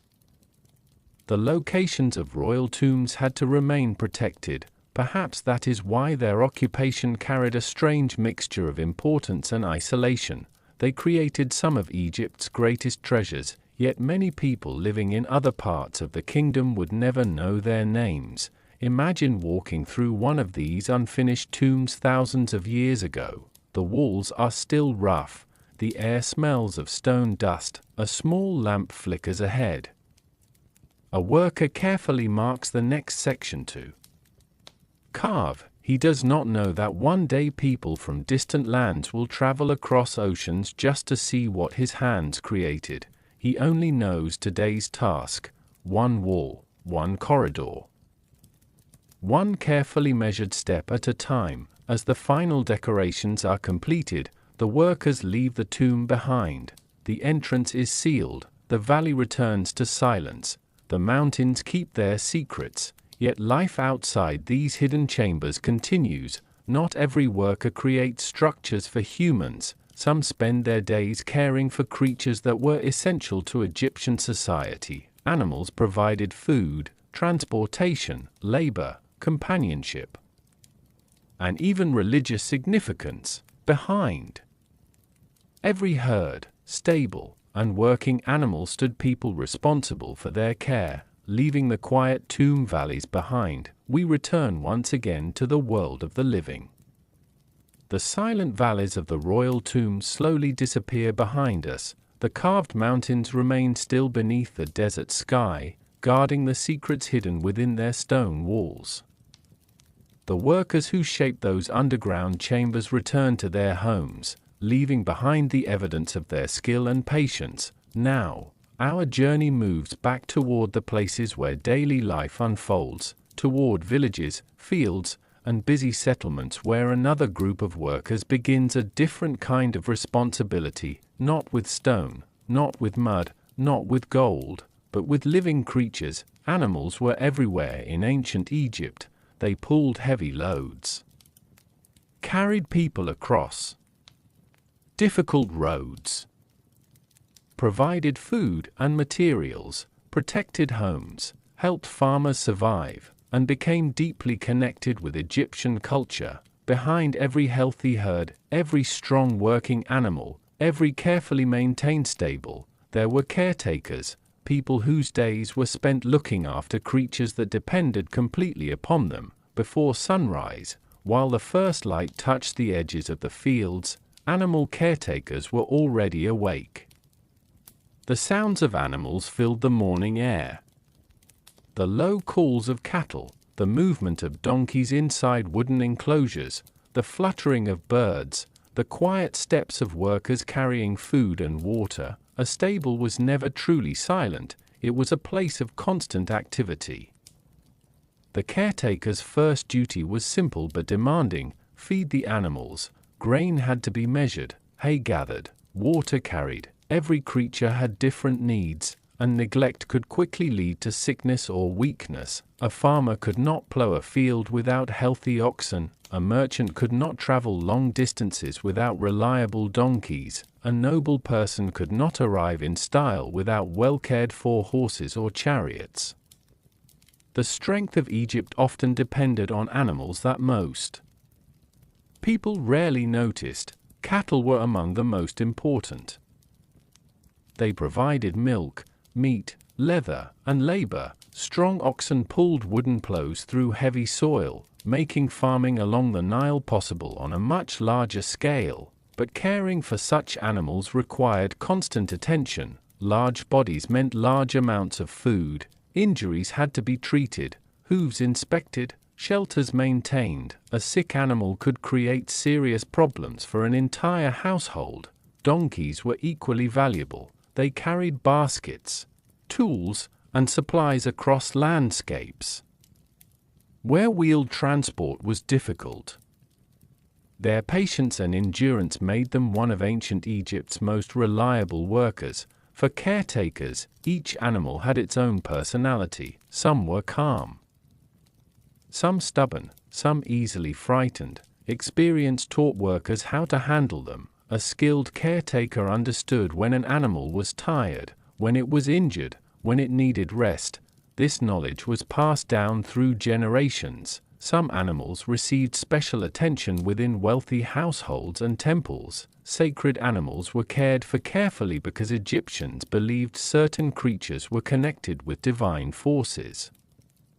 Birds, cattle, and other animals could hold symbolic importance, requiring dedicated workers to maintain their health and surroundings. Yet everyday caretakers often worked under less impressive conditions. Stables could become unpleasant places. The smell was strong, the work was dirty, cleaning waste, repairing fences, carrying heavy supplies, standing outside during extreme weather. There was no escaping the physical demands. Even a quiet day required effort. Imagine arriving at a stable before sunrise. The ground is damp from morning cleaning. Your hands are already covered in dust and straw. A restless animal waits for food. A broken wooden fence needs repair. The day's tasks have not even begun, yet your work is already unavoidable. But there was also a connection between caretaker and animal, a bond created through repetition, through thousands of small actions. The same person who fed an animal as a young worker might continue caring for it years later. Trust developed slowly. Not through words, but through familiarity. Archaeologists have found evidence of ancient stables, animal pens, tools, and remains that reveal how carefully Egyptians managed their animals. Tomb paintings also preserve scenes of herders, farmers, and caretakers working alongside creatures that supported everyday life. These images remind us that Egyptian civilization was not built only by human hands. Animals carried loads, pulled stones, provided resources, and helped people survive in a challenging environment. As evening settles over the fields, caretakers complete their final rounds. Water containers are filled.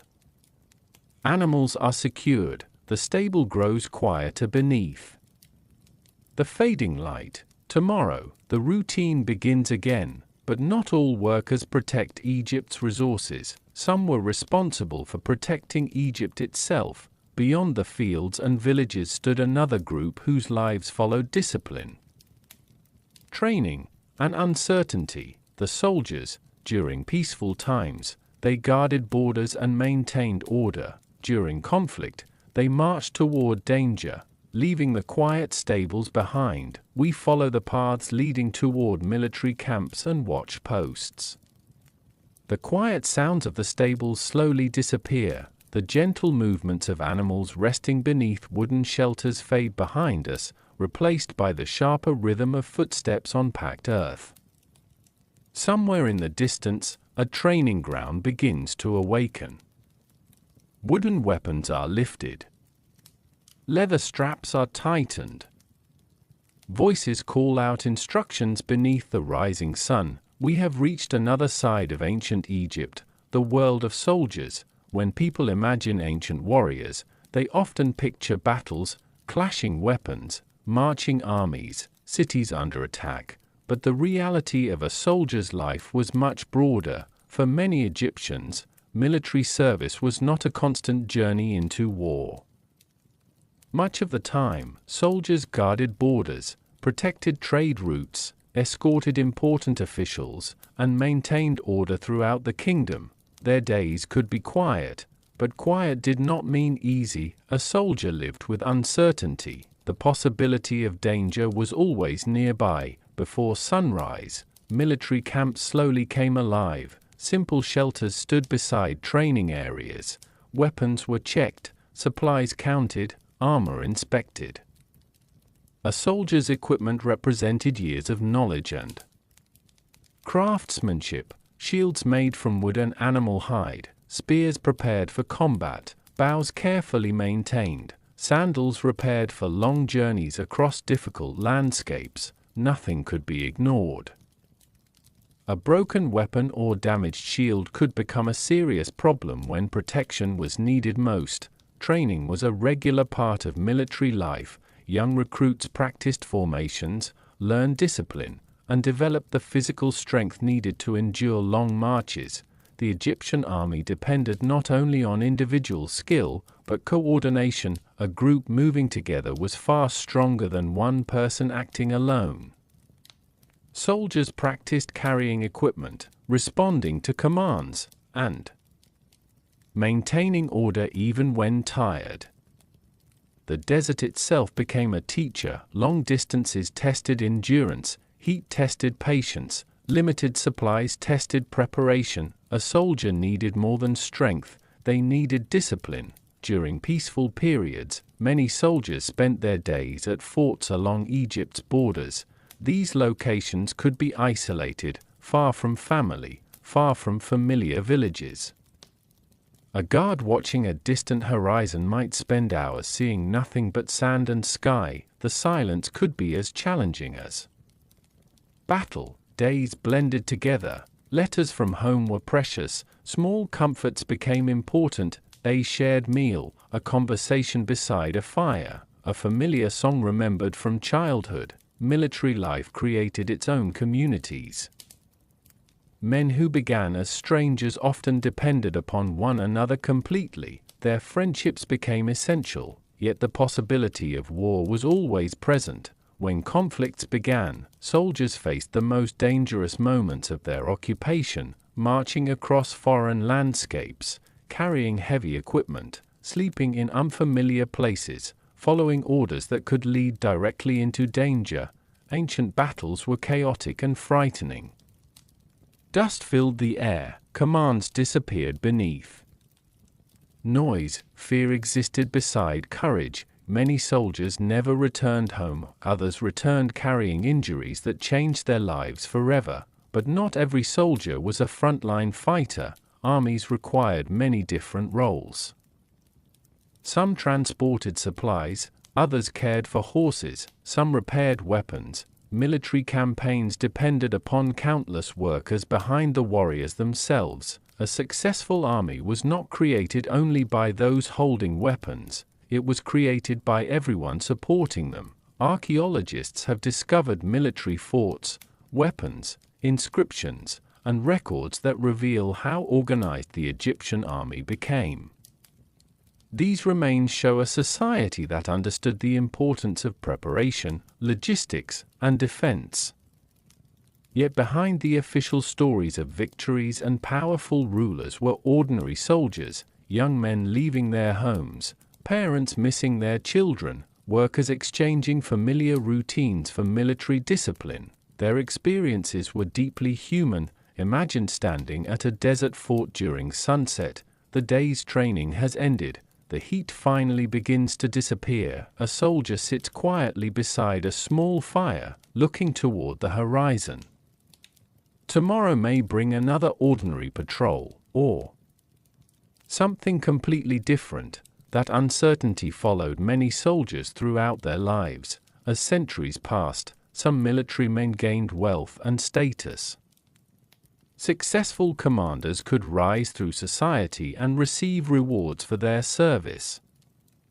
But for the average soldier, the greatest reward was often simply returning home. As darkness settles over the military camp, weapons are stored away and voices become quieter.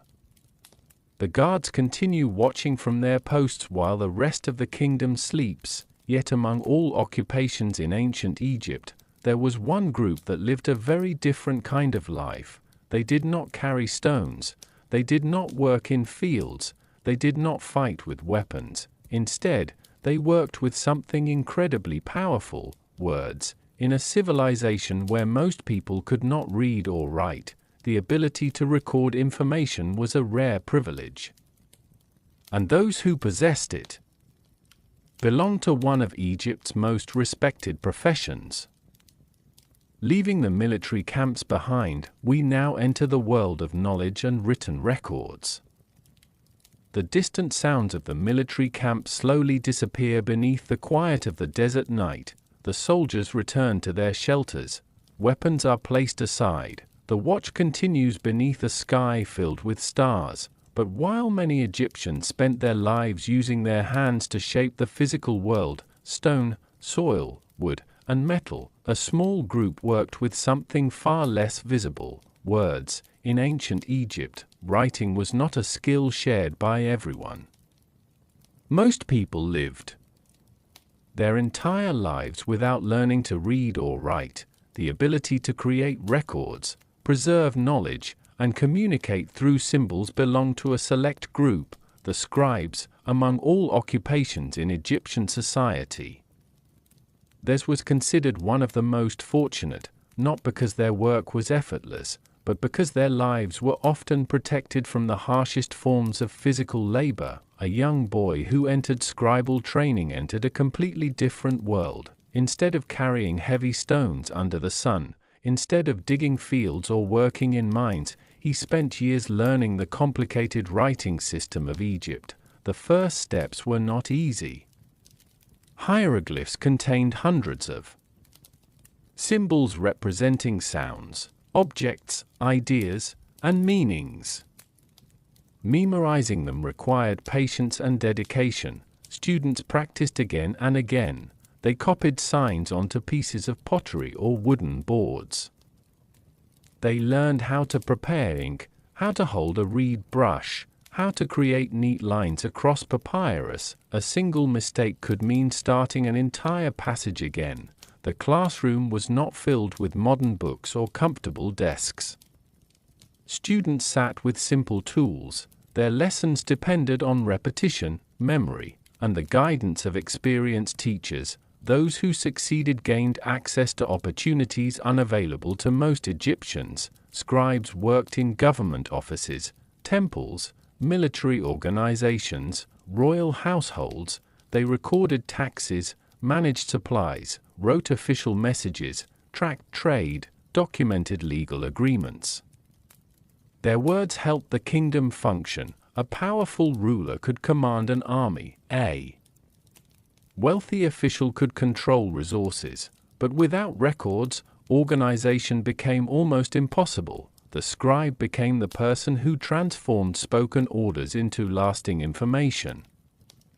Their tools were simple: a small palette containing black and red ink, a bundle of reed pens, a container for water, a roll of papyrus. With these objects, they carried enormous responsibility. Imagine sitting inside a government office thousands of years ago. The room is quiet except for the scratching sound of a reed moving across papyrus. Outside, workers transport supplies, merchants negotiate, farmers deliver grain. Inside, the scribe records everything: numbers, names, amounts, promises. The marks made today may determine what happens tomorrow. A missing line, a wrong measurement, an incorrect record could create confusion across entire communities. Accuracy mattered. A scribe's greatest tool was not strength, it was attention. Their work also preserved knowledge that would otherwise disappear. Medical instructions, religious writings, stories, administrative records, letters between people separated by distance. Because scribes carefully copied information, historians today can glimpse parts of ancient life that would have vanished forever. Yet their privileged position came with expectations. Learning never truly ended. Experienced scribes had to maintain their skills throughout life. Languages changed. Administrative systems evolved. New generations needed training. The profession demanded intelligence and discipline. It was respected because knowledge itself held power. A famous idea from ancient Egypt suggested that written words could outlast physical things. Buildings crumble, objects break, but carefully recorded thoughts can travel across centuries. In many ways, the scribes proved this true. Thousands of years later, their writings still speak. Their hands are gone, their voices are silent, yet their words remain, of course. Not every scribe lived a wealthy life, many served lower positions, performing routine administrative tasks rather than working beside kings and powerful officials. Still, compared with many other occupations, they enjoyed advantages, cooler working environments, higher social status, greater opportunities, and protection from some of the hardest physical demands faced by ordinary laborers. This difference made scribes one of the most desirable professions in ancient Egypt. While quarry workers dreamed of rest, while farmers depended upon the river, while miners searched beneath mountains, scribes held something rare, a pathway upward. As evening settles over an ancient administrative building, the final lines of the day are completed. The papyrus rolls are stored carefully. The lamps burn lower. The scribe places the writing tools aside. Tomorrow, the work begins again, but now, after traveling through the lives of Egypt's hardest working people, one question naturally appears: among all these occupations, which jobs offered the greatest rewards, who lived the most comfortable life, and who escaped the struggles faced by so many others? To understand the difference between hardship and privilege, we must look at the value Egypt placed on different kinds of work. The final glow from the scribe's lamp slowly fades. The carefully written papyrus rolls are placed away, carrying the thoughts and records of a civilization that wanted to be remembered. The scribe leaves behind the quiet office, where knowledge carried its own kind of wealth. But now we step back and look across the entire landscape of ancient Egypt: the fields beside the Nile, the workshops filled with smoke, the quarries hidden beneath mountains, the royal palaces, the military camps, the temples. Thousands of people worked every day, yet their lives could look completely different depending on their occupation. Some workers struggled simply to provide food for their families. Others enjoyed stability, respect, and even influence. So which jobs offered the greatest rewards? The answer is not as simple as choosing the occupation that sounded the most impressive. In ancient Egypt, wealth did not always come from physical effort. It came from position, skill, education, connection to powerful institutions, and sometimes luck. For the majority of Egyptians, payment was practical rather than luxurious. Many workers received rations instead of coins. Bread, beer, grain, fish, vegetables, clothing, these supplies kept families alive, but they rarely created great wealth. A farmer might produce the food that supported an entire kingdom and still live a modest life. A quarry worker might help create monuments that lasted thousands of years and still return home with tired hands and limited possessions. Hard work did not always equal prosperity. Some skilled craftsmen enjoyed better conditions. Artists who decorated tombs and temples developed valuable abilities. Carpenters who created furniture for wealthy households could gain respect. Metalworkers, jewelers, and specialized builders possessed knowledge that fewer people understood. Their skills made them more valuable, but even among craftsmen, income depended heavily on who they worked for. A person creating objects for a royal household might enjoy greater rewards than someone serving a small village. Location mattered, social connections mattered. The world of ancient Egypt was carefully organized around hierarchy. At the highest level stood the royal family, powerful officials, and wealthy landowners. Below them were administrators, priests, military leaders, and educated professionals. Then came skilled workers, farmers, and laborers. At the bottom were people with the fewest resources and opportunities. The gap between these groups could be enormous. Among the more comfortable occupations were those connected to administration, Scribes often enjoyed advantages because literacy was rare. Their knowledge gave them access to government positions and allowed them to work in environments protected from the harshest physical labor. Officials who began their careers as scribes could sometimes rise to powerful positions. Priests also held significant status. Temples owned land, managed resources, and employed many workers.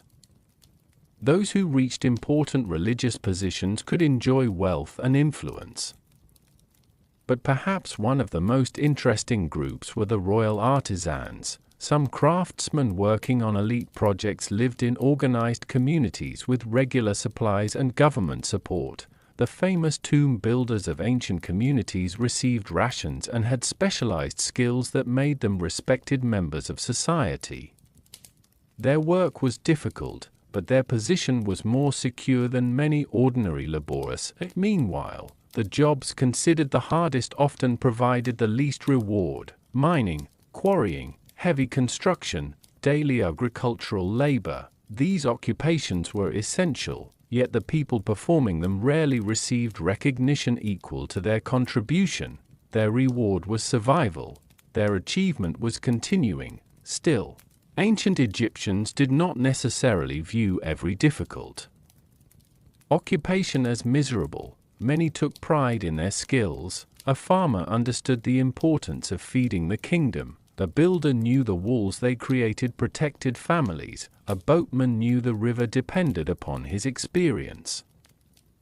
A baker knew thousands relied on the bread produced before sunrise. Meaning came from contribution, not only from wealth. Perhaps that is one of the most human lessons hidden within ancient Egypt. A person's value was not always measured by what they owned. Sometimes it was measured by what they made possible for others. As night settles across the Nile Valley, different workers return to different homes.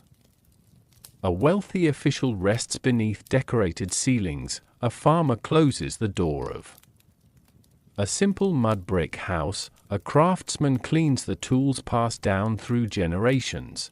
Their lives are separated by status, but connected by the same civilization, and after thousands of years. Another question remains: how do we know all of this? How can we understand the lives of people who disappeared thousands of years ago? The answer lies in the traces they left behind: broken tools, ancient buildings, buried settlements, written records, silent evidence waiting beneath the sand, leaving the question of wealth behind. We now turn toward the modern discoveries that reveal the forgotten workers of ancient Egypt. The evening settles quietly over the Nile Valley. The voices of ancient workers have been silent for thousands of years.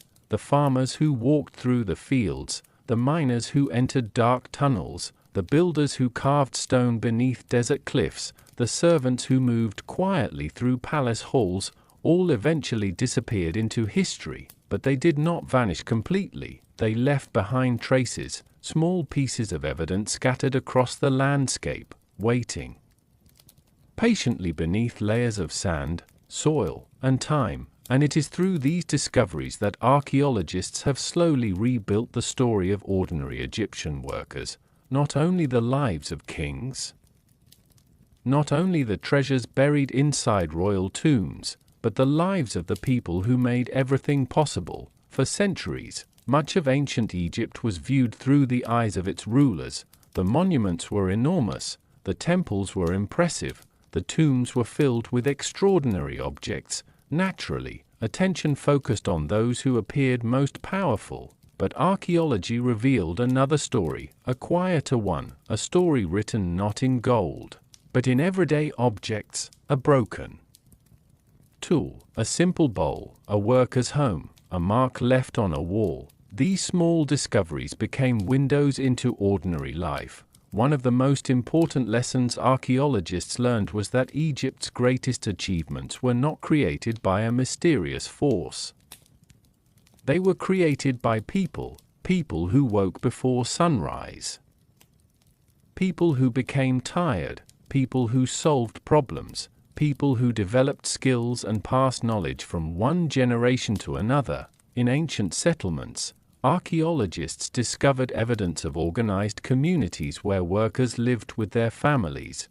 These were not temporary camps filled only with anonymous laborers, they were real communities, homes, workshops, storage areas, food preparation spaces. Places where people lived entire lives. Their discoveries changed the way historians understood Egyptian workers. For example, remains of workers' villages near major building projects revealed that many skilled laborers had more organized lives than previously imagined. They had access to supplies, medical care, administrative systems, and communities that supported them. This did not mean their work was easy. Their occupations could still be exhausting, but archaeology showed a more complete picture. Ancient Egyptians were not simply powerless people forced to build monuments. Many were skilled professionals whose knowledge was highly valued. Archaeologists also study human remains. Bones can reveal stories that written records never mention. A person's skeleton can show signs of repeated physical activity, heavy lifting, long hours of labor, injuries from accidents, evidence of disease or hardship. These discoveries allow researchers to understand the physical cost of ancient occupations. A damaged joint may reveal years spent carrying heavy materials. A healed injury may show that someone survived a difficult accident. Even silence can tell a story. The absence of certain objects, the arrangement of buildings, the location of tools, everything provides clues. Archaeology is like assembling a puzzle where many pieces are missing. No single discovery explains everything, but slowly, thousands of small details create a clearer image, a picture of a civilization built by millions of individuals. Modern technology has also changed how researchers explore ancient Egypt. Scientific analysis allows experts to study materials in ways earlier generations never could. Tiny traces of plants, minerals, food, and chemicals reveal information about ancient diets, industries, and daily routines. Even ancient writing continues to provide new discoveries. A simple administrative document can reveal wages, a personal letter can reveal emotions, a worker's message can show concerns about daily life. Together, these pieces transform ancient history from a list of rulers and dates into something more personal, a human story. Perhaps the most important discovery is not a golden object or a magnificent tomb. It is the realization that ordinary people mattered. The people who carried stones, the people who prepared food, the people who shaped bricks, the people who maintained animals, the people whose names were forgotten but whose work remains visible. As archaeologists continue exploring Egypt's landscapes, new discoveries are still being made. The desert continues to reveal secrets, the Nile continues to guard memories, and beneath the sand, there are still stories waiting to be found. As the stars appear above the ancient land, we return once more to the question that began our journey, not about kings, not about monuments, but about ordinary people. Could we truly survive their lives? Could we wake before dawn, work beneath the Egyptian sun, carry the responsibilities they carried, and endure the occupations that shaped one of history's greatest civilizations? The stars rise slowly above the ancient Nile Valley, the same stars that watched over farmers thousands of years ago, the same stars that guided boatmen across dark waters, the same stars that shone above miners, builders, servants, and craftsmen as they finished another exhausting day. Our journey through ancient Egypt has taken us far beyond golden treasures and magnificent monuments. We have stepped away from the palaces, away from the famous names carved into stone, away from the stories of kings and queens, and instead, we have followed the people whose hands quietly built the world everyone remembers, the quarry workers who broke stone beneath the burning sun, the farmers who depended on the unpredictable rhythm of the Nile, the bakers who prepared food before most people had even awakened, the cleaners who maintained sacred spaces, the embalmers who carried the emotional weight of preparing the dead, the boatmen who connected an entire civilization through water, the servants who made royal life possible, the miners who searched through dangerous mountains, the papyrus makers who created the material that preserved Egypt's memories, the brick makers who shaped ordinary homes, the tomb builders who carved eternity into rock, the caretakers who protected the animals that supported daily survival, the soldiers who lived between peace and uncertainty, and the scribes who held the rare power of written knowledge. Each occupation was different, each carried its own challenges, but together they reveal something important. Ancient Egypt was not built by monuments alone. It was built by ordinary people waking up every morning and continuing their work. So now comes the question, would you survive? Imagine opening your eyes before sunrise. There is no alarm clock, no comfortable modern home, no easy way to escape a difficult day. The air is already warm, your body remembers yesterday's work, your hands carry the marks of your occupation, and waiting ahead is another day filled with responsibility. Perhaps you are a farmer standing beside the Nile, hoping the fields receive enough water. Perhaps you are a worker entering a stone quarry, knowing every strike of your tool requires strength and patience. Perhaps you are a palace servant moving quietly through rooms where every detail must be perfect. Perhaps you are a miner walking into darkness beneath a mountain, searching for treasure you will never own. The physical demands alone would challenge most modern people. We are accustomed to comfort. Machines lift heavy objects, vehicles carry us long distances, technology completes tasks that once required human effort. Ancient workers had none of these advantages. Their bodies were their tools, their experience was their technology, their survival depended upon skill, endurance, and cooperation. But perhaps the greatest challenge would not be the physical labor, it would be the mindset. Ancient Egyptians lived in a world where work was deeply connected to community. People depended on one another. A farmer needed boatmen, builders needed miners, temples needed craftsmen, officials needed scribes. Everyone contributed something. A single person's work supported countless others. Today, many people search for ways to make life easier. Ancient Egyptians searched for ways to make life continue. Their struggles were different. Their expectations were different.